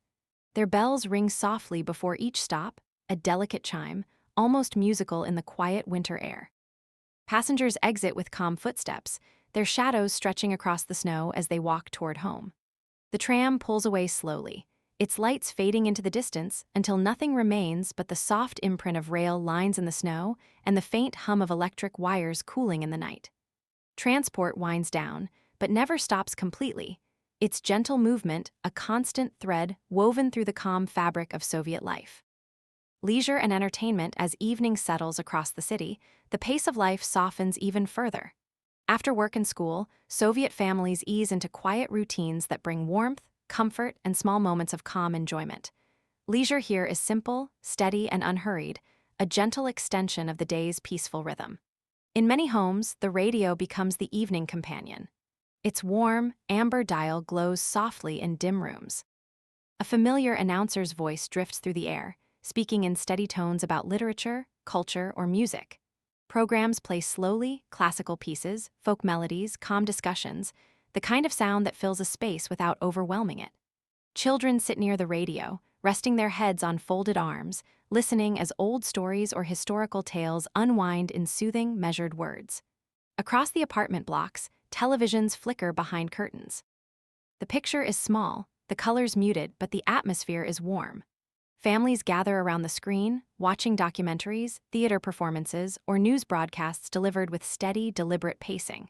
The glow of the screen lights gentle smiles, reflects faintly in glasses, and softens the shadows of the room. In the kitchen, tea is poured into glass cups nestled in metal holders. Sugar cubes clink softly as they dissolve, sending thin spirals of sweetness through the warm liquid. People sit at the table, hands wrapped around the cups, talking in low, calm voices about their day. Some evenings are spent with books. A thick novel, its corners worn from years of reading, a small collection of poems, a biography of a writer or scientist. The pages turn slowly, rustling gently in the quiet, eyes moving at an unhurried pace as the outside world fades into stillness. Others prefer simple hobbies. A woman knits by the window, her needles clicking softly as the yarn grows into a scarf or pair of mittens. A man works on a puzzle at the table, pieces sliding into place with careful precision. Children draw pictures on scrap paper, crayons gliding across the surface in soft arcs. In some neighborhoods, people visit the local Dom Cultury, the House of Culture. Inside, long hallways echo with gentle footsteps. A piano plays faintly from a rehearsal room. A choir practices calmly, voices blending in warm harmony. A film is shown in a modest auditorium, the projector whirring with a steady pulse. People sit scattered among the seats, their silhouettes outlined by the faint light of the screen. Cinemas offer quiet refuge as well. The lobby smells of cold air mixing with the faint aroma of wax and old upholstery. Tickets are purchased slowly, hands exchanging coins with soft metallic clicks. Inside, the lights dim, and an old Soviet film begins with warm grain and gentle pacing. Couples lean closer, children rest their heads against parents' shoulders, and the film's slow narrative drifts over the audience like a blanket. In parks, the snow softens the evening even further. Lamps glow along the paths, casting golden halos onto the ground. People walk under these lights, their footsteps muffled, their breath rising in small white plumes. Some sit on benches, listening to the faint sounds of the city, the chime of a distant tram, the rustle of wind through trees, the laughter of children playing in the snow. Even card games and board games bring gentle joy. A set of dominoes clacks softly on a kitchen table. Pieces slide across the surface, players smiling quietly as the game unfolds. Chessboards are set up with deliberate care, hands moving pieces in slow thought, the game stretching across the evening in calm, contemplative turns. For many, the simple act of preparing dinner together feels like leisure itself. Potatoes being peeled with slow, rhythmic strokes. Bread sliced into even pieces. Soup stirred gently on the stove. The scents fill the home, wrapping families in quiet warmth. And in every corner of the city, from small apartments to grand cultural halls, the evening settles into a deep, peaceful calm, a time of rest, of modest pleasures, of slow unwinding after a gentle Soviet day. Evening deepens, and leisure stretches into its most peaceful hours. The city is quiet, the lights soft, the cold outside pressing gently against windows while homes and gathering places glow with a warm, steady calm. Entertainment in the Soviet Union is never crowded or loud in this moment. It unfolds in slow, comforting layers. At home, the samovar becomes the center of the room. Water inside hums softly as it heats, letting out a faint, steady hiss that fills the apartment with warmth. Someone prepares glasses, thick-walled, clear, each placed into its metal holder. Tea leaves scatter into a small pot, their scent earthy and soothing. The first pour is strong, almost black, then lightened with hot water until the aroma drifts through every corner of the kitchen. Families sit together, not in a rush, not distracted, simply sharing the table, talking about small details from the day. The clink of spoons against glass punctuates the gentle conversation. In the bedroom or living room, someone flips through vinyl records stored in well-used sleeves. The player's needle drops with a soft crackle, and a warm melody fills the room: classical pieces, folk songs, perhaps a deep-voiced ballad. The record spins slowly, light reflecting off its surface in calm circles. Children stretch out on rugs near the heater, drawing with colored pencils, their strokes slow and thoughtful. Older ones read comic magazines or simple adventure novels, pages turning with soft rustles. Across the apartment blocks, windows reveal similar scenes: shadows moving slowly behind curtains, families gathered in small circles, evening unfolding with quiet comfort. Some people venture out to the biblioteca, the local library. Inside, lamps with pale yellow shades cast warm pools of light across long wooden tables. Readers sit with books propped open, their expressions relaxed, absorbed. A librarian pushes a cart slowly between shelves, stacking and arranging books with gentle taps and careful alignment. Not far away, the House of Culture remains active. Inside the theater hall, rehearsals carry on with a steady rhythm. Actors speak in calm tones, repeating lines with deliberate clarity. A director adjusts a scene with quiet gestures, never raising their voice. Stagehands move props slowly, the soft scrape of wood against the floor blending with distant footsteps. In music rooms, pianos sound through the corridors, scales, waltzes, simple melodies played with patient practice. A violinist holds a long, sustained note, the bow gliding smoothly, filling the hallway with warm resonance. In smaller cinemas, the audience settles into old seats with soft, cushioned sighs. The projector hums steadily behind them, its warm light cutting through a faint haze of dust in the beam. On screen, a quiet drama unfolds, scenes moving slowly, dialogue spoken in unhurried tones, the pacing comfortable and reflective. Couples sit close, hands entwined, their silhouettes gentle in the pale light. Elderly viewers watch thoughtfully, their faces lit by the flicker of the screen. Outside, the evening air is crisp. Snowflakes drift downward in slow spirals, settling on coats, hats, railings, softening every edge of the street. A man walks through a park path, his footfalls muffled, the crunch of snow faint and steady. He pauses at an empty bench, watching the glow of distant trams passing across the boulevard. The city breathes quietly, as if resting. Children pull small sleds along gentle slopes, their laughter low and muffled by scarves. Parents watch from a distance, hands tucked deep into pockets, breath rising in soft clouds. In some courtyards, groups of neighbors gather outside in simple evening rituals. Someone shares a story, another listens intently, nodding slowly, arms crossed comfortably against the cold. The conversation flows without urgency, each voice calm, each pause unbroken. Inside a dimly lit chess club, men sit opposite one another in deep concentration. Pieces move one by one, each click deliberate, each decision thoughtful and unhurried. Even those who prefer solitude find comfort in quiet pursuits. A man writes in a small notebook by lamplight, his pen moving slower than the ticking clock behind him. A woman listens to a late-night radio program, its host speaking softly, as if addressing only her.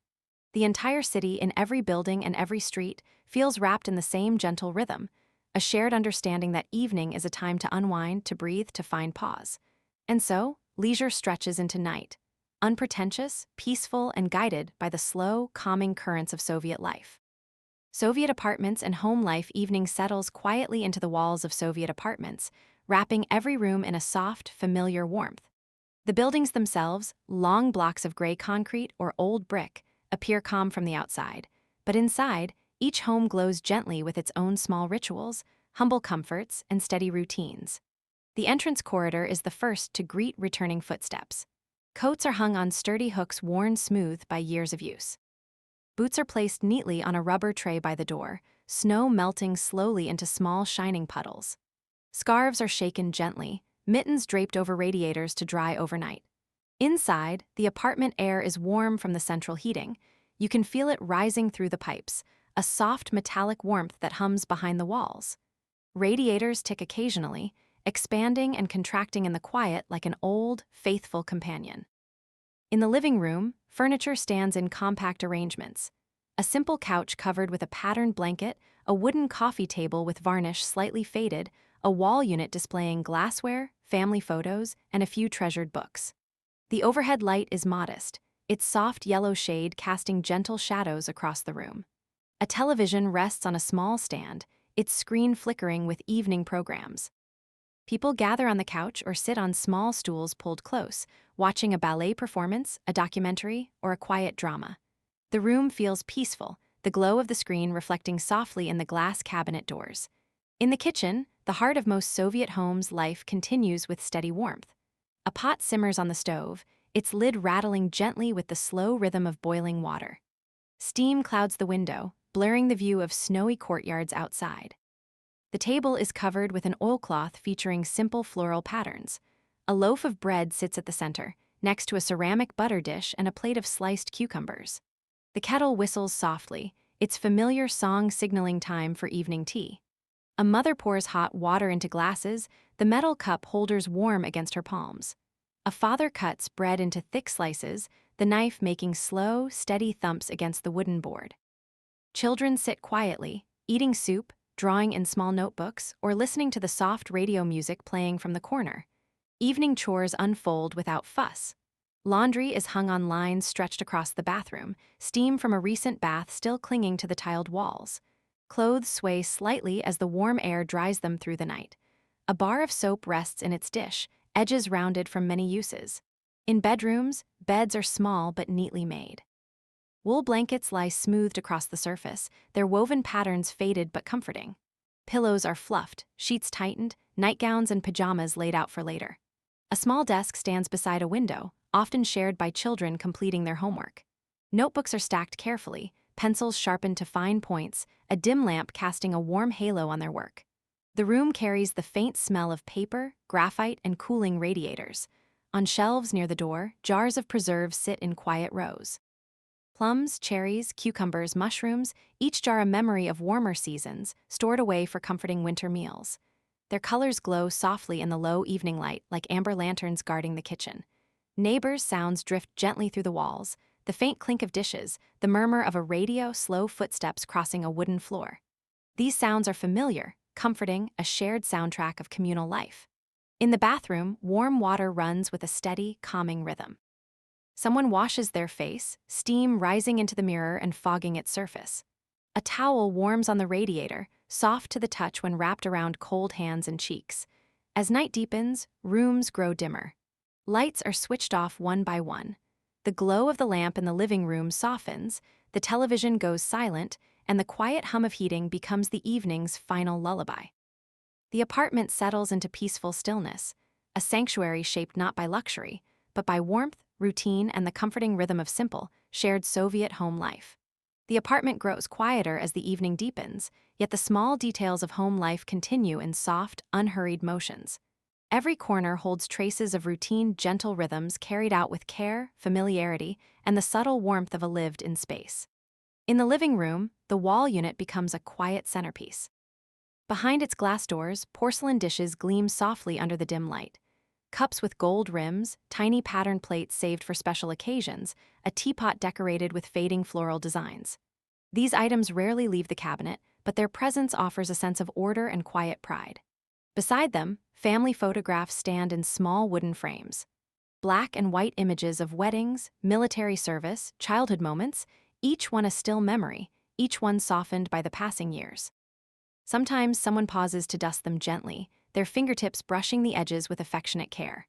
A small rug lies across the center of the room, its fibers worn from countless footsteps and games played by children.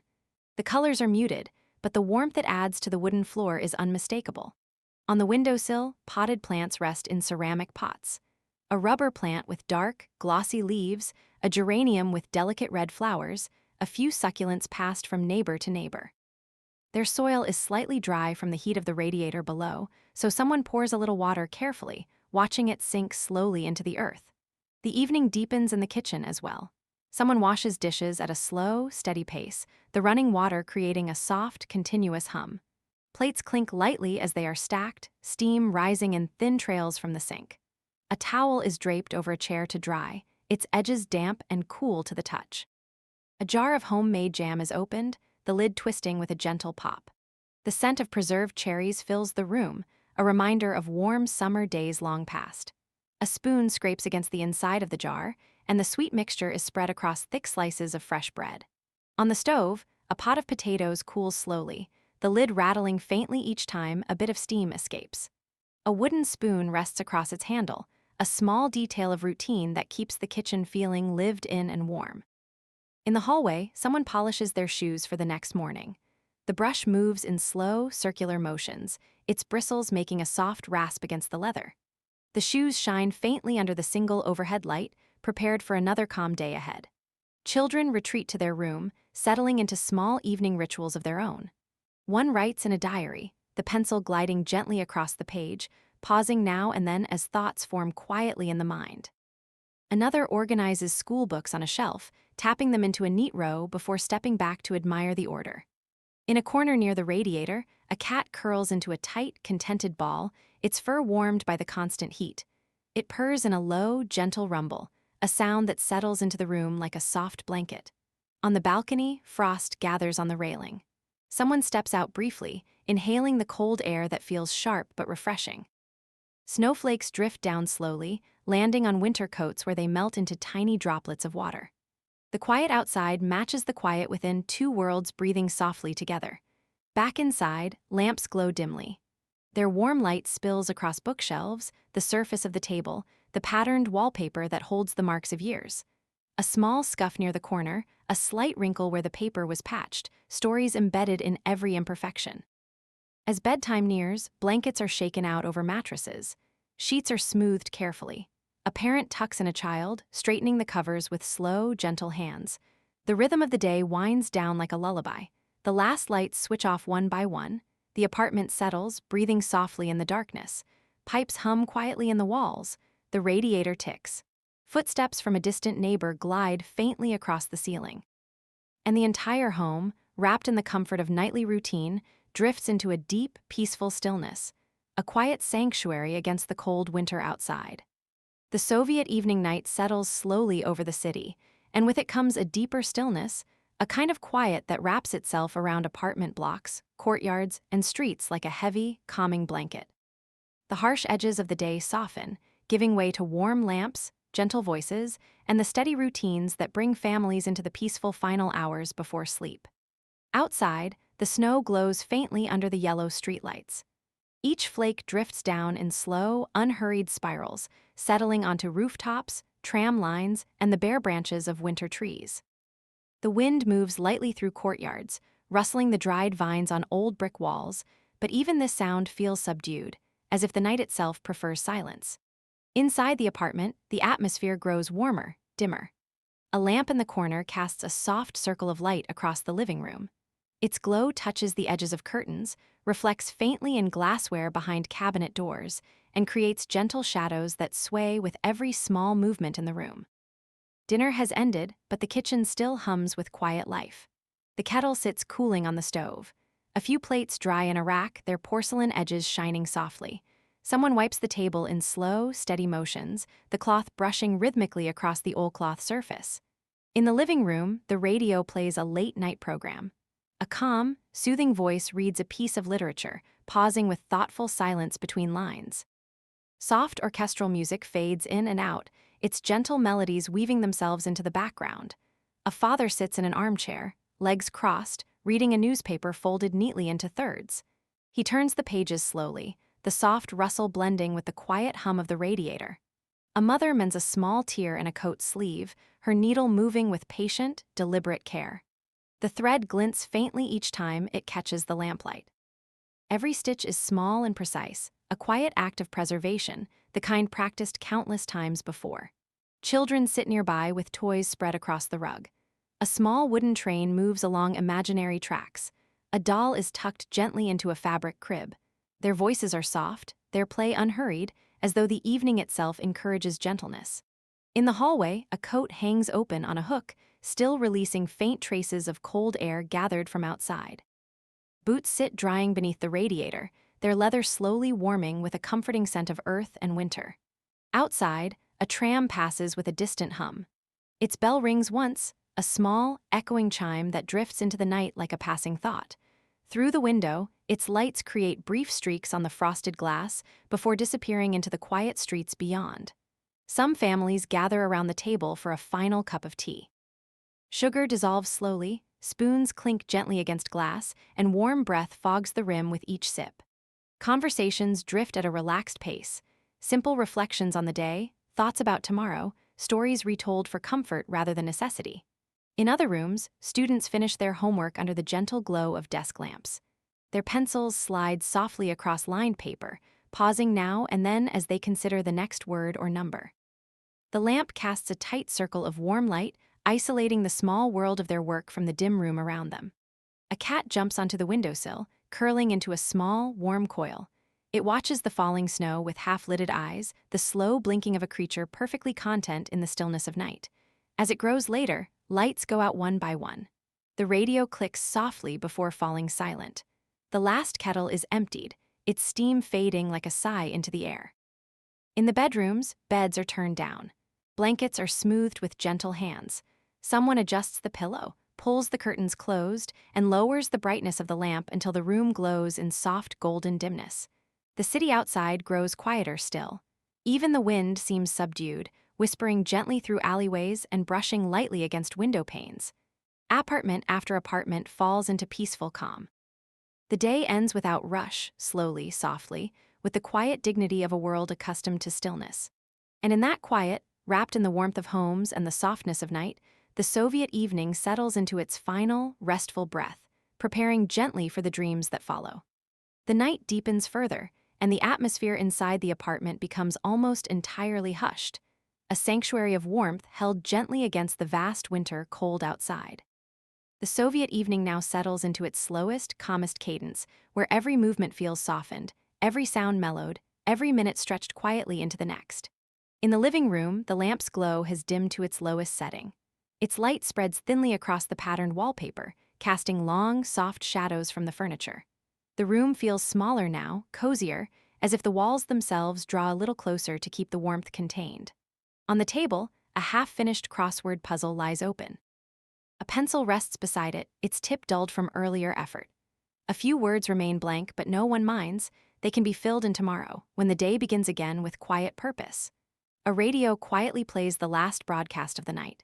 The host's voice is low, gentle, almost a whisper meant not for attention but companionship. He reads a short story, something reflective, something calm, pausing between sentences, as if allowing listeners to breathe with the rhythm of the narrative. Occasionally, a soft crackle of static moves across the radio speaker, faint and warm, like an old friend clearing their throat. In the adjacent bedroom, the scene is even more subdued. A mother folds laundry slowly, shirts and towels warmed by the radiator. She smooths each garment carefully, stacking them with deliberate precision. Her movements create barely a sound, only the faint swish of fabric and the muted thump as each folded piece is placed atop the next. On the other side of the room, a child sits at a small desk, coloring a simple picture with wax crayons. The strokes are slow, mindful, the colors chosen with sleepy deliberation. A faint scent of crayons lingers in the air, mixing with the warmth of the radiator and the clean laundry beside it. In the hallway, the floorboards creak quietly as someone moves toward the kitchen for a glass of water. The creak isn't loud, just a familiar, comforting sound the apartment has made for decades. Blends seamlessly with the soft hum of heating pipes and the faint whistle of wind brushing along the building's outer walls. The kitchen lights are dimmed now. Only a small lamp above the stove is left on, casting a narrow, soft beam across the countertop. A plate of fruit, apples, and a few oranges rests quietly in the center of the table. An open jar of honey glows faintly, catching the lamplight on its golden surface. A kettle sits cool and still on the stove, its metal reflecting the dim glow. Earlier, it had filled the room with warmth and steam. Now it waits patiently for morning, when another day will begin its slow rise. Outside the window, the snowfall continues. Flakes drift past the glass in silent waves, glittering under the courtyard lamps. The snow settles gently on the sill, forming a soft white ledge that insulates the window with natural calm. The courtyard below is nearly empty. A lone figure walks through, their steps muffled in deep snow. Their breath lifts in slow clouds, dissolving into the night long before they reach the next building. Soon, even those footsteps fade, and the courtyard returns to stillness. A tram passes on the distant boulevard, just one of the last for the night. Its bell rings lightly, a single, muted chime that drifts upward and melts into the dark like a fading memory. The sound of its wheels follows, a soft, rolling hum that grows quiet as the tram disappears into the snowy distance. In the apartment, bedtime rituals unfold. A father turns off the last remaining light in the living room. He checks the lock on the front door, its click soft but reassuring. He walks slowly to the bedroom, his steps quiet on the worn rug. In the children's room, toys are gathered and placed neatly in a corner. A doll is tucked into its tiny bed. A toy car is rolled gently against the wall, its wheels making a faint whisper. Blankets are pulled up to small chins, and the faint glow of a night light casts a warm circle on the ceiling. A soft lullaby plays from a small music box, its melody tinny but deeply comforting. The tune repeats, slowing slightly with each rotation of the mechanism until the room sinks into a peaceful hush. Adults prepare for sleep as well. A lamp is turned down to a dim golden glow. Curtains are drawn, their fabric brushing softly against the window frame. A book is closed, its spine clicking gently. Slippers are set beside the bed with slow, intentional placement. Under the blankets, bodies settle into warmth.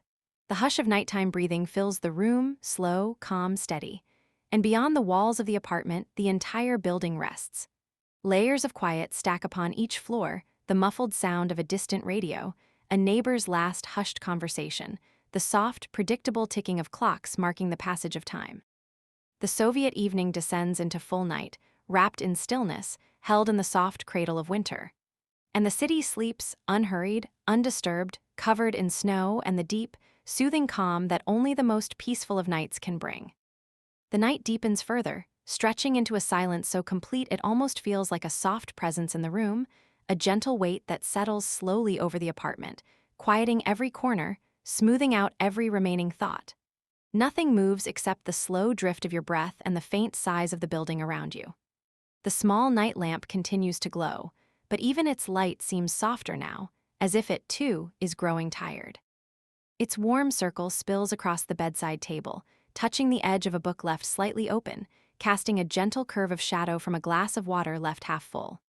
The air above it shimmers faintly, disturbed only by the room's warm rise of heat.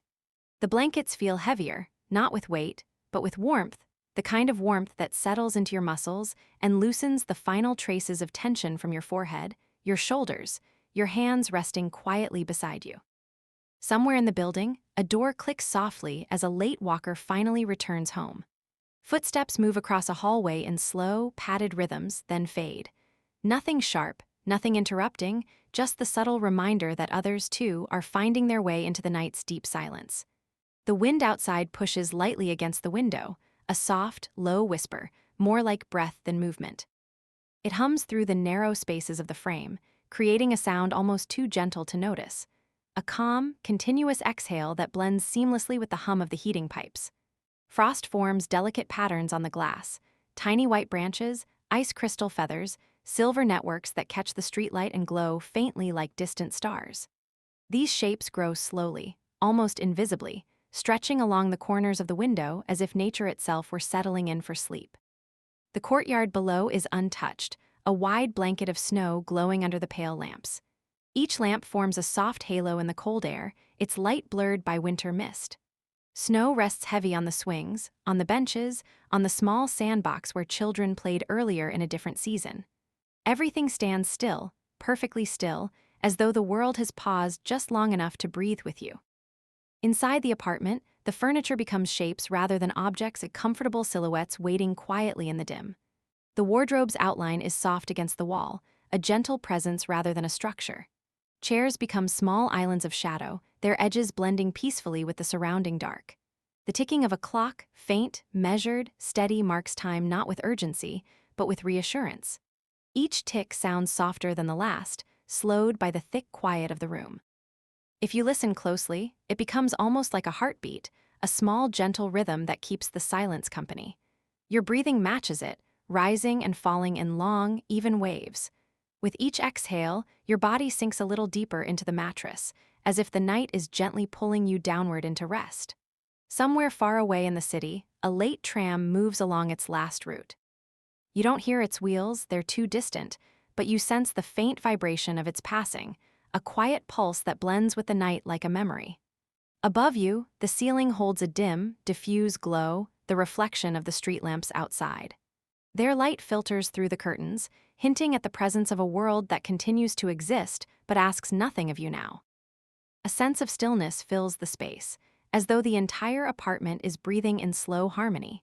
The soft expansion of warm pipes, the subtle shifting of the walls as they settle for the night, the gentle sigh of blankets as the air cools around them. This is the tenderest moment of the day, when everything slows to its quietest pace, when thoughts soften into shapes without edges, when the world dims enough for your mind to begin drifting away from the present. Your eyelids grow heavy, your limbs warm, your breath deeper and slower. The night holds you in its calm, carefully, patiently, without demand. You don't need to resist it, you can let go gradually, gently, at whatever pace feels natural. The calm is here and it is complete. The quiet hum of the pipes, the soft glow of the lamp, the deep warmth of blankets, the still snow outside, the breath of the winter night. All of it blends into a single, soothing presence. Nothing needs your attention. Nothing requires your energy. The world is at rest, and it invites you to rest with it. Allow yourself to drift. Allow your thoughts to soften. Allow the calm to deepen around you like the quiet snowfall outside. The night is ready to hold you. The night reaches its quietest point, a deep, velvety stillness that feels almost suspended in time. Everything around you slows into a gentle drift, as if the apartment itself is exhaling a long, peaceful breath that settles into every corner of the room. The small night lamp remains the only source of light, its warm glow resting softly on the edges of furniture, its halo pulsing faintly with each subtle shift of the bulb. It casts no sharp shadows now, only blurred, soothing shapes that seem to rock gently in the soft air. The blanket over you feels even heavier, warmer, as though it has absorbed all the calm in the room and now rests against you with comforting weight.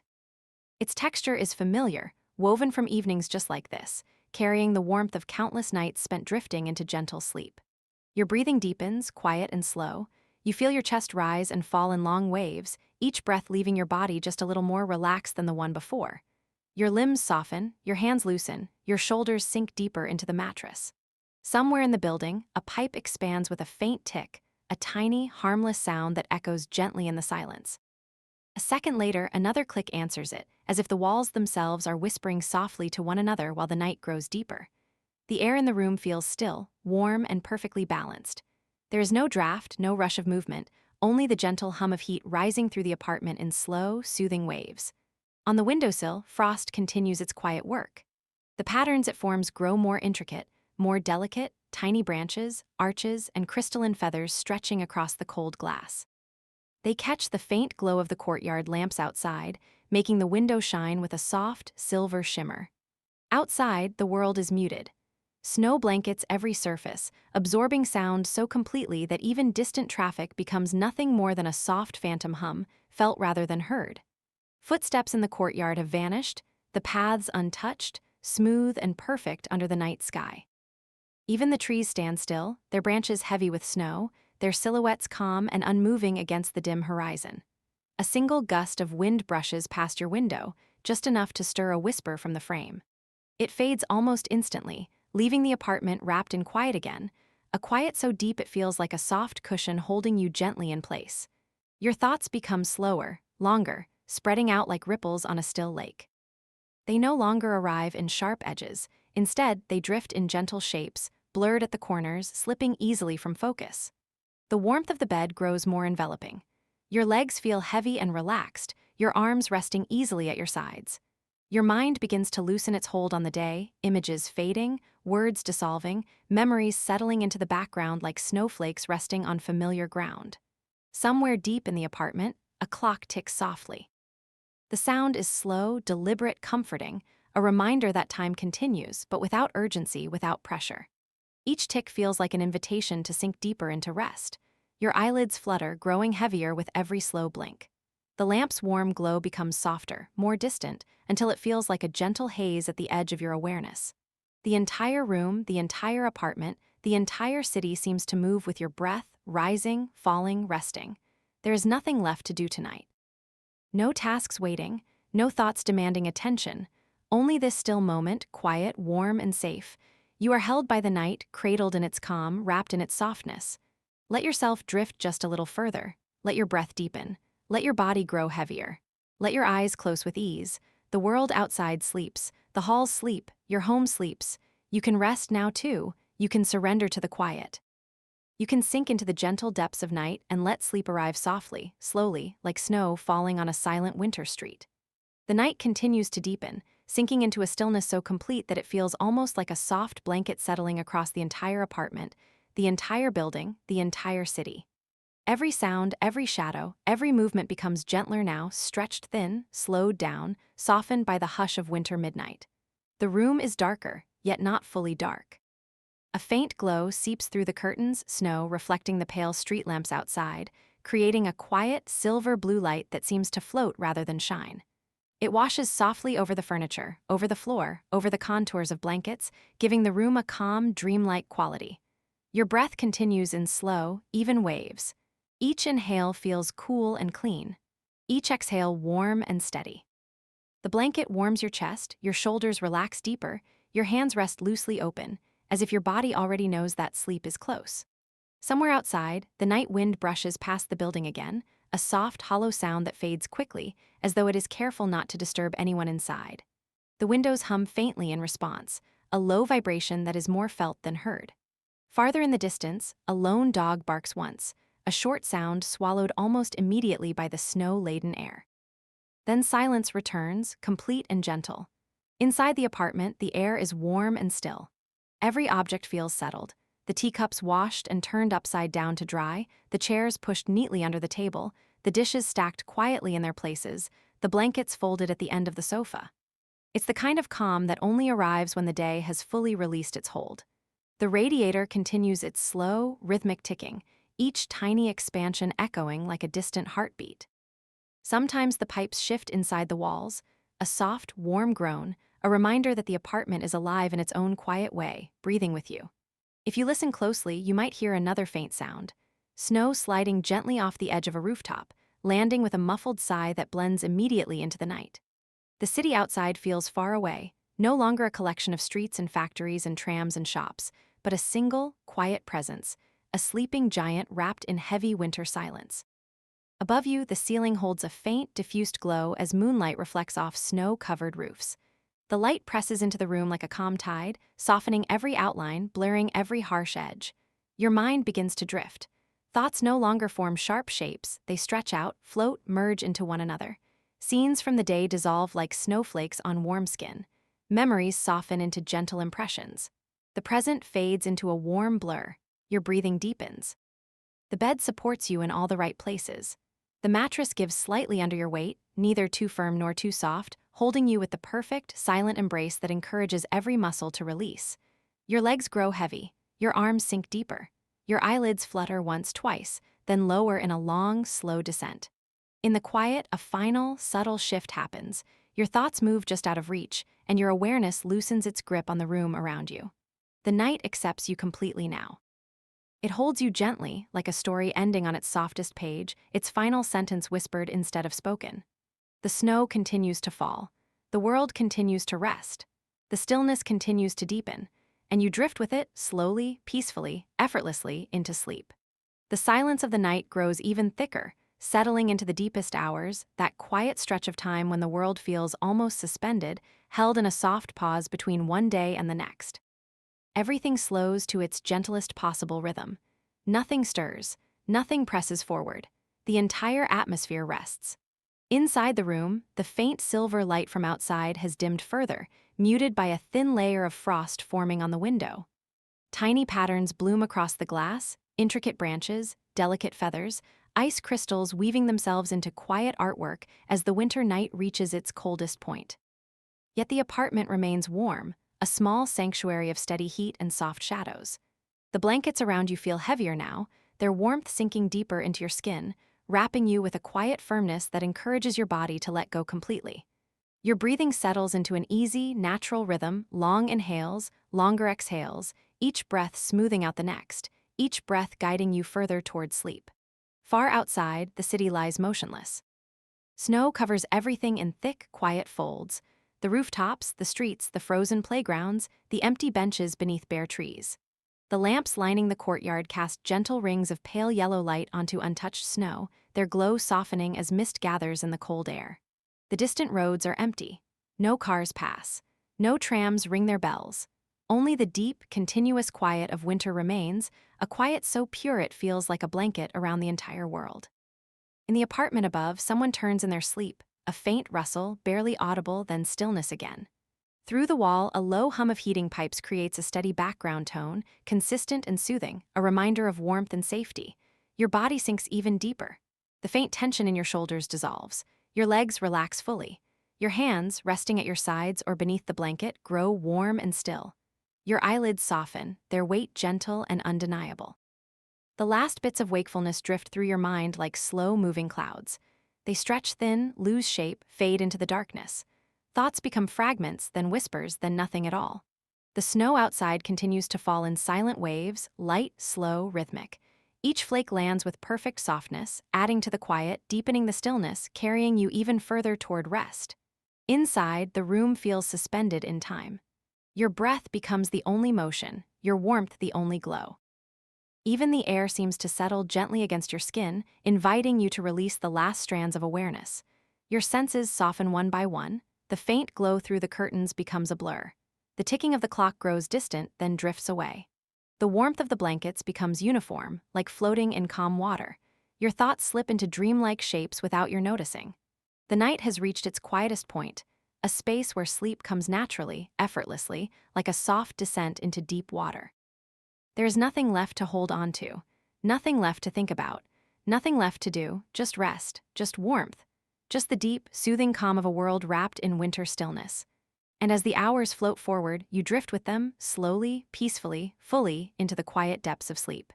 The deepest hour of the night settles over the city like a soft veil, drawing everything into a quiet so complete that even time seems to slow its steps. Snow outside lies untouched, spread across rooftops and courtyards in smooth, unbroken sheets.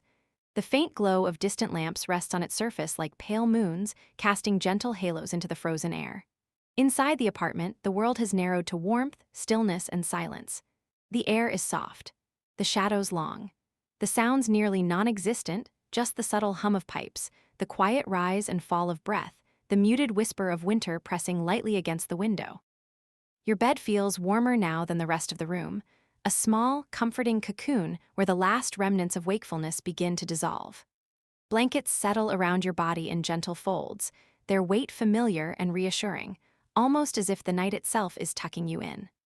The lantern on the bedside table glows faintly, its wick burning low, casting light that barely reaches the corners of the room. Its warm amber flicker dances lightly across the wall, moving in slow, sleepy patterns that soothe the eyes and calm the mind. Across the apartment, everything rests. Chairs pushed neatly under the table, books stacked quietly on a shelf, toys gathered in a soft pile, curtains hanging still in the quiet air. Nothing stirs, nothing calls for attention. The world has surrendered to the softness of the hour. Your own breath becomes the rhythm of the space. Slow, deep, even. Each inhale drawing warmth inward, each exhale releasing the day's final tension into the still room. Outside, the city sleeps, entire apartment blocks breathing in quiet unity, each home its own small island of peace. The wind drops to a whisper. The snow glows faintly. The sky rests in a deep, velvety blue. It is the kind of night where sleep does not arrive suddenly, but gently, slipping over the edges of consciousness like a soft blanket settling over your shoulders. This is where the next unit begins, the long descent into peaceful rest, carried by the stillness of winter and the quiet embrace of the Soviet night. The silence deepens, settling into every corner of the apartment until even the air feels padded, softened, wrapped in a gentle warmth. This is the kind of quiet that seems to understand you, a quiet that asks nothing, expects nothing, and simply holds you where you are. The faint glow of the bedside lamp fades even further, its light now the softest amber, barely enough to trace the outline of the room. Shadows relax into long, gentle shapes that stretch across the floor, blurring into one another until the whole room feels like a single, warm cloud. The blankets drape around you with comforting weight, their warmth sinking slowly into your chest and shoulders, loosening muscles that have carried you through the entire day. Your breathing begins to match the rhythm of the night, a slow, steady cadence that rises and falls like calm waves touching a silent shore. Outside the window, the courtyard is frozen in a moment of perfect stillness. Every swing, every bench, every snow-covered tree stands motionless, as if the entire world has paused just to give you this quiet. The snow on the ground reflects what little light exists, turning the darkness into a soft silver haze. Occasionally, a flake drifts down from the sky, floating lazily, moving not with the wind, but as though it has simply decided to fall because the moment is right. Inside, the apartment breathes with a soft rhythm of its own. The heating pipes hum at a low, steady pitch. A floorboard settles, making a faint, distant click. Somewhere in the building, a neighbor closes a door gently, the sound carried through the quiet halls like a slow echo that fades into nothing. These small sounds are not interruptions, they are reminders that the world around you is safe, alive in the gentlest possible way, moving with the same calm rhythm that guides your breath. Your body sinks deeper into the mattress. Your thoughts begin to thin out, slipping from full sentences into soft impressions, then into drifting images that stretch and dissolve like mist. Warmth spreads down your arms, settles into your hands, moves through your legs, and rests in your feet like a slow tide coming to shore. The room feels heavier, but not with weight, with peace. A peace so complete it feels almost like being carried. This is the depth of night, the hour where the world grows quiet enough for your mind to let go completely, without effort, without intention. Everything is ready for rest. Everything is prepared for sleep. Everything around you whispers the same soft message: you can drift now, you can let go, you can fall gently into the quiet. The night settles into its absolute stillness now, that hushed, velvety depth where even the smallest sound feels softened, stretched, wrapped in layers of quiet. Nothing moves quickly. Nothing presses forward. Time itself seems to drift, slow and gentle, like a feather lowering through still air. The lamp's glow has dimmed almost to nothing, leaving only a faint, warm shimmer along the edges of the room. It outlines the curve of a chair, the soft rise of blankets, the gentle slope of the wall before dissolving into darkness. Your eyes rest half-closed, your breath sinking deeper, your awareness floating in the warm space between waking and dreaming. Outside the window, the city feels impossibly distant, a quiet, sleeping landscape painted in soft shades of blue and silver. The snow glows faintly beneath the courtyard lamps, its surface smooth and untouched, like a blanket pulled snugly over the world. The silence outside is so complete that even the softest wind sounds like a whisper, a barely perceptible sigh moving between buildings before fading into the night. Inside the apartment, warmth gathers around you. It presses gently against your skin, fills the air around your head, and settles into the blankets with a slow, soothing heaviness. It is the kind of warmth that encourages every muscle to let go, one by one, until your whole body feels loose, weightless, floating yet supported. The small, steady hum of the radiator becomes the room's only voice, a calm, constant presence that speaks in warmth rather than sound. Its gentle ticking comes irregularly, but always softly, like a lullaby performed without melody. A faint smell of clean cotton, warm air, and a lingering trace of chamomile hangs in the room's stillness, filling it with comfort that feels almost timeless. In this moment, thoughts begin to lose their edges. They stretch, soften, fade into one another like watercolor spreading into paper. Ideas no longer form, they drift. Memories roll into gentle shapes, then dissolve.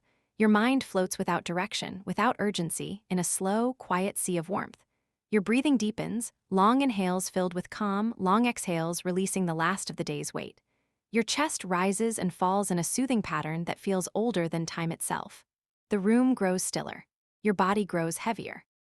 Your mind drifts further from awareness, slipping into the space where dreams begin to gather quietly, waiting just beyond consciousness. This is the moment just before sleep, the soft edge of night where your thoughts surrender and your body yields to rest. The night deepens into its softest, quietest layer, a depth so still it feels almost weightless. The entire apartment, the entire building, the entire snowy city has settled into a silence that moves like a slow tide, rising and falling around you with the gentlest rhythm imaginable. The last traces of light in the room have grown faint, not gone, just softened into a warm haze that rests against the walls like a quiet breath. The glow through the curtains is muted, diffused by frost and distant lamps, leaving the room wrapped in a dim, velvety calm. Your blankets feel warmer now, not just against your skin, but through your whole body, a warmth that sinks deeper with every slow inhale, every long, smooth exhale. It surrounds you completely, soft and steady, like gentle hands cradling you into rest. The air is still.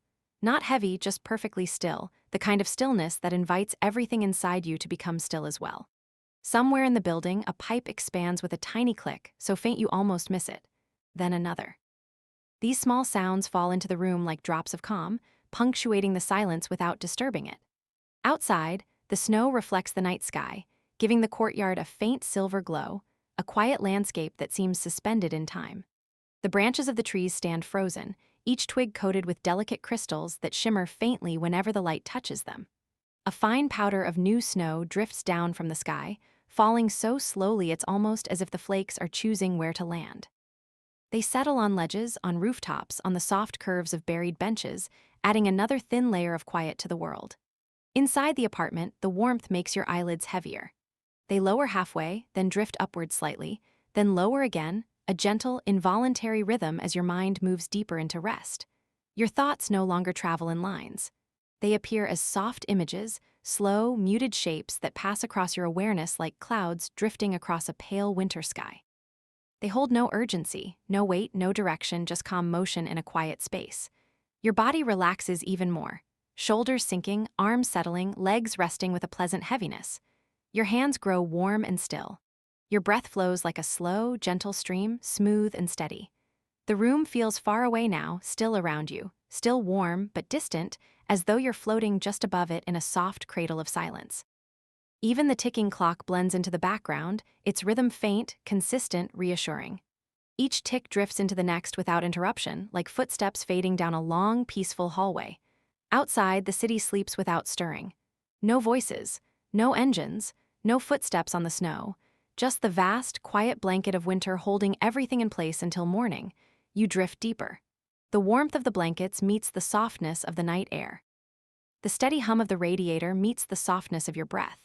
Every sensation merges into a single, soothing presence that fills the room and wraps around you completely. You are resting now, not yet asleep, but very close, held on the edge of dreaming with no effort at all. The night has become absolutely still now, so still it feels as though the entire world is holding its breath just for you. Everything is quiet, everything is soft, everything is warm. The blankets around you form a gentle cocoon, and the room is nothing but calm shadows and the faintest glow drifting through the curtains. Your body is already heavy with rest. Your breathing is slow and deep. Every muscle has released its tension. The quiet around you spreads inward, filling your thoughts, filling your chest, spreading through your limbs until the only thing that remains is warmth and stillness and peace. Outside, the snow continues to fall in soft, drifting patterns. Each flake lands without a sound, deepening the silence, deepening the calm, deepening the night. The world is quiet. The city is asleep. The buildings, the courtyards, the roads, all wrapped in a deep winter hush that asks nothing from you at all. Inside your room, the last traces of light blur gently against the walls. The hum of the radiator fades into a soothing background whisper. The air holds steady warmth, and the softness of your bed carries you effortlessly. There is no need to think anymore. No need to listen. No need to stay alert. You are completely safe, completely warm, completely at rest. Let the quiet carry you. Let the warmth cradle you. Let the darkness soften everything around you until your mind drifts freely without weight, without effort, without direction. Let the night hold you gently as your thoughts dissolve into soft shapes, then into darkness, then into sleep. You have reached the end of the day. The calm is complete. The world is silent. And now you can rest. Good night.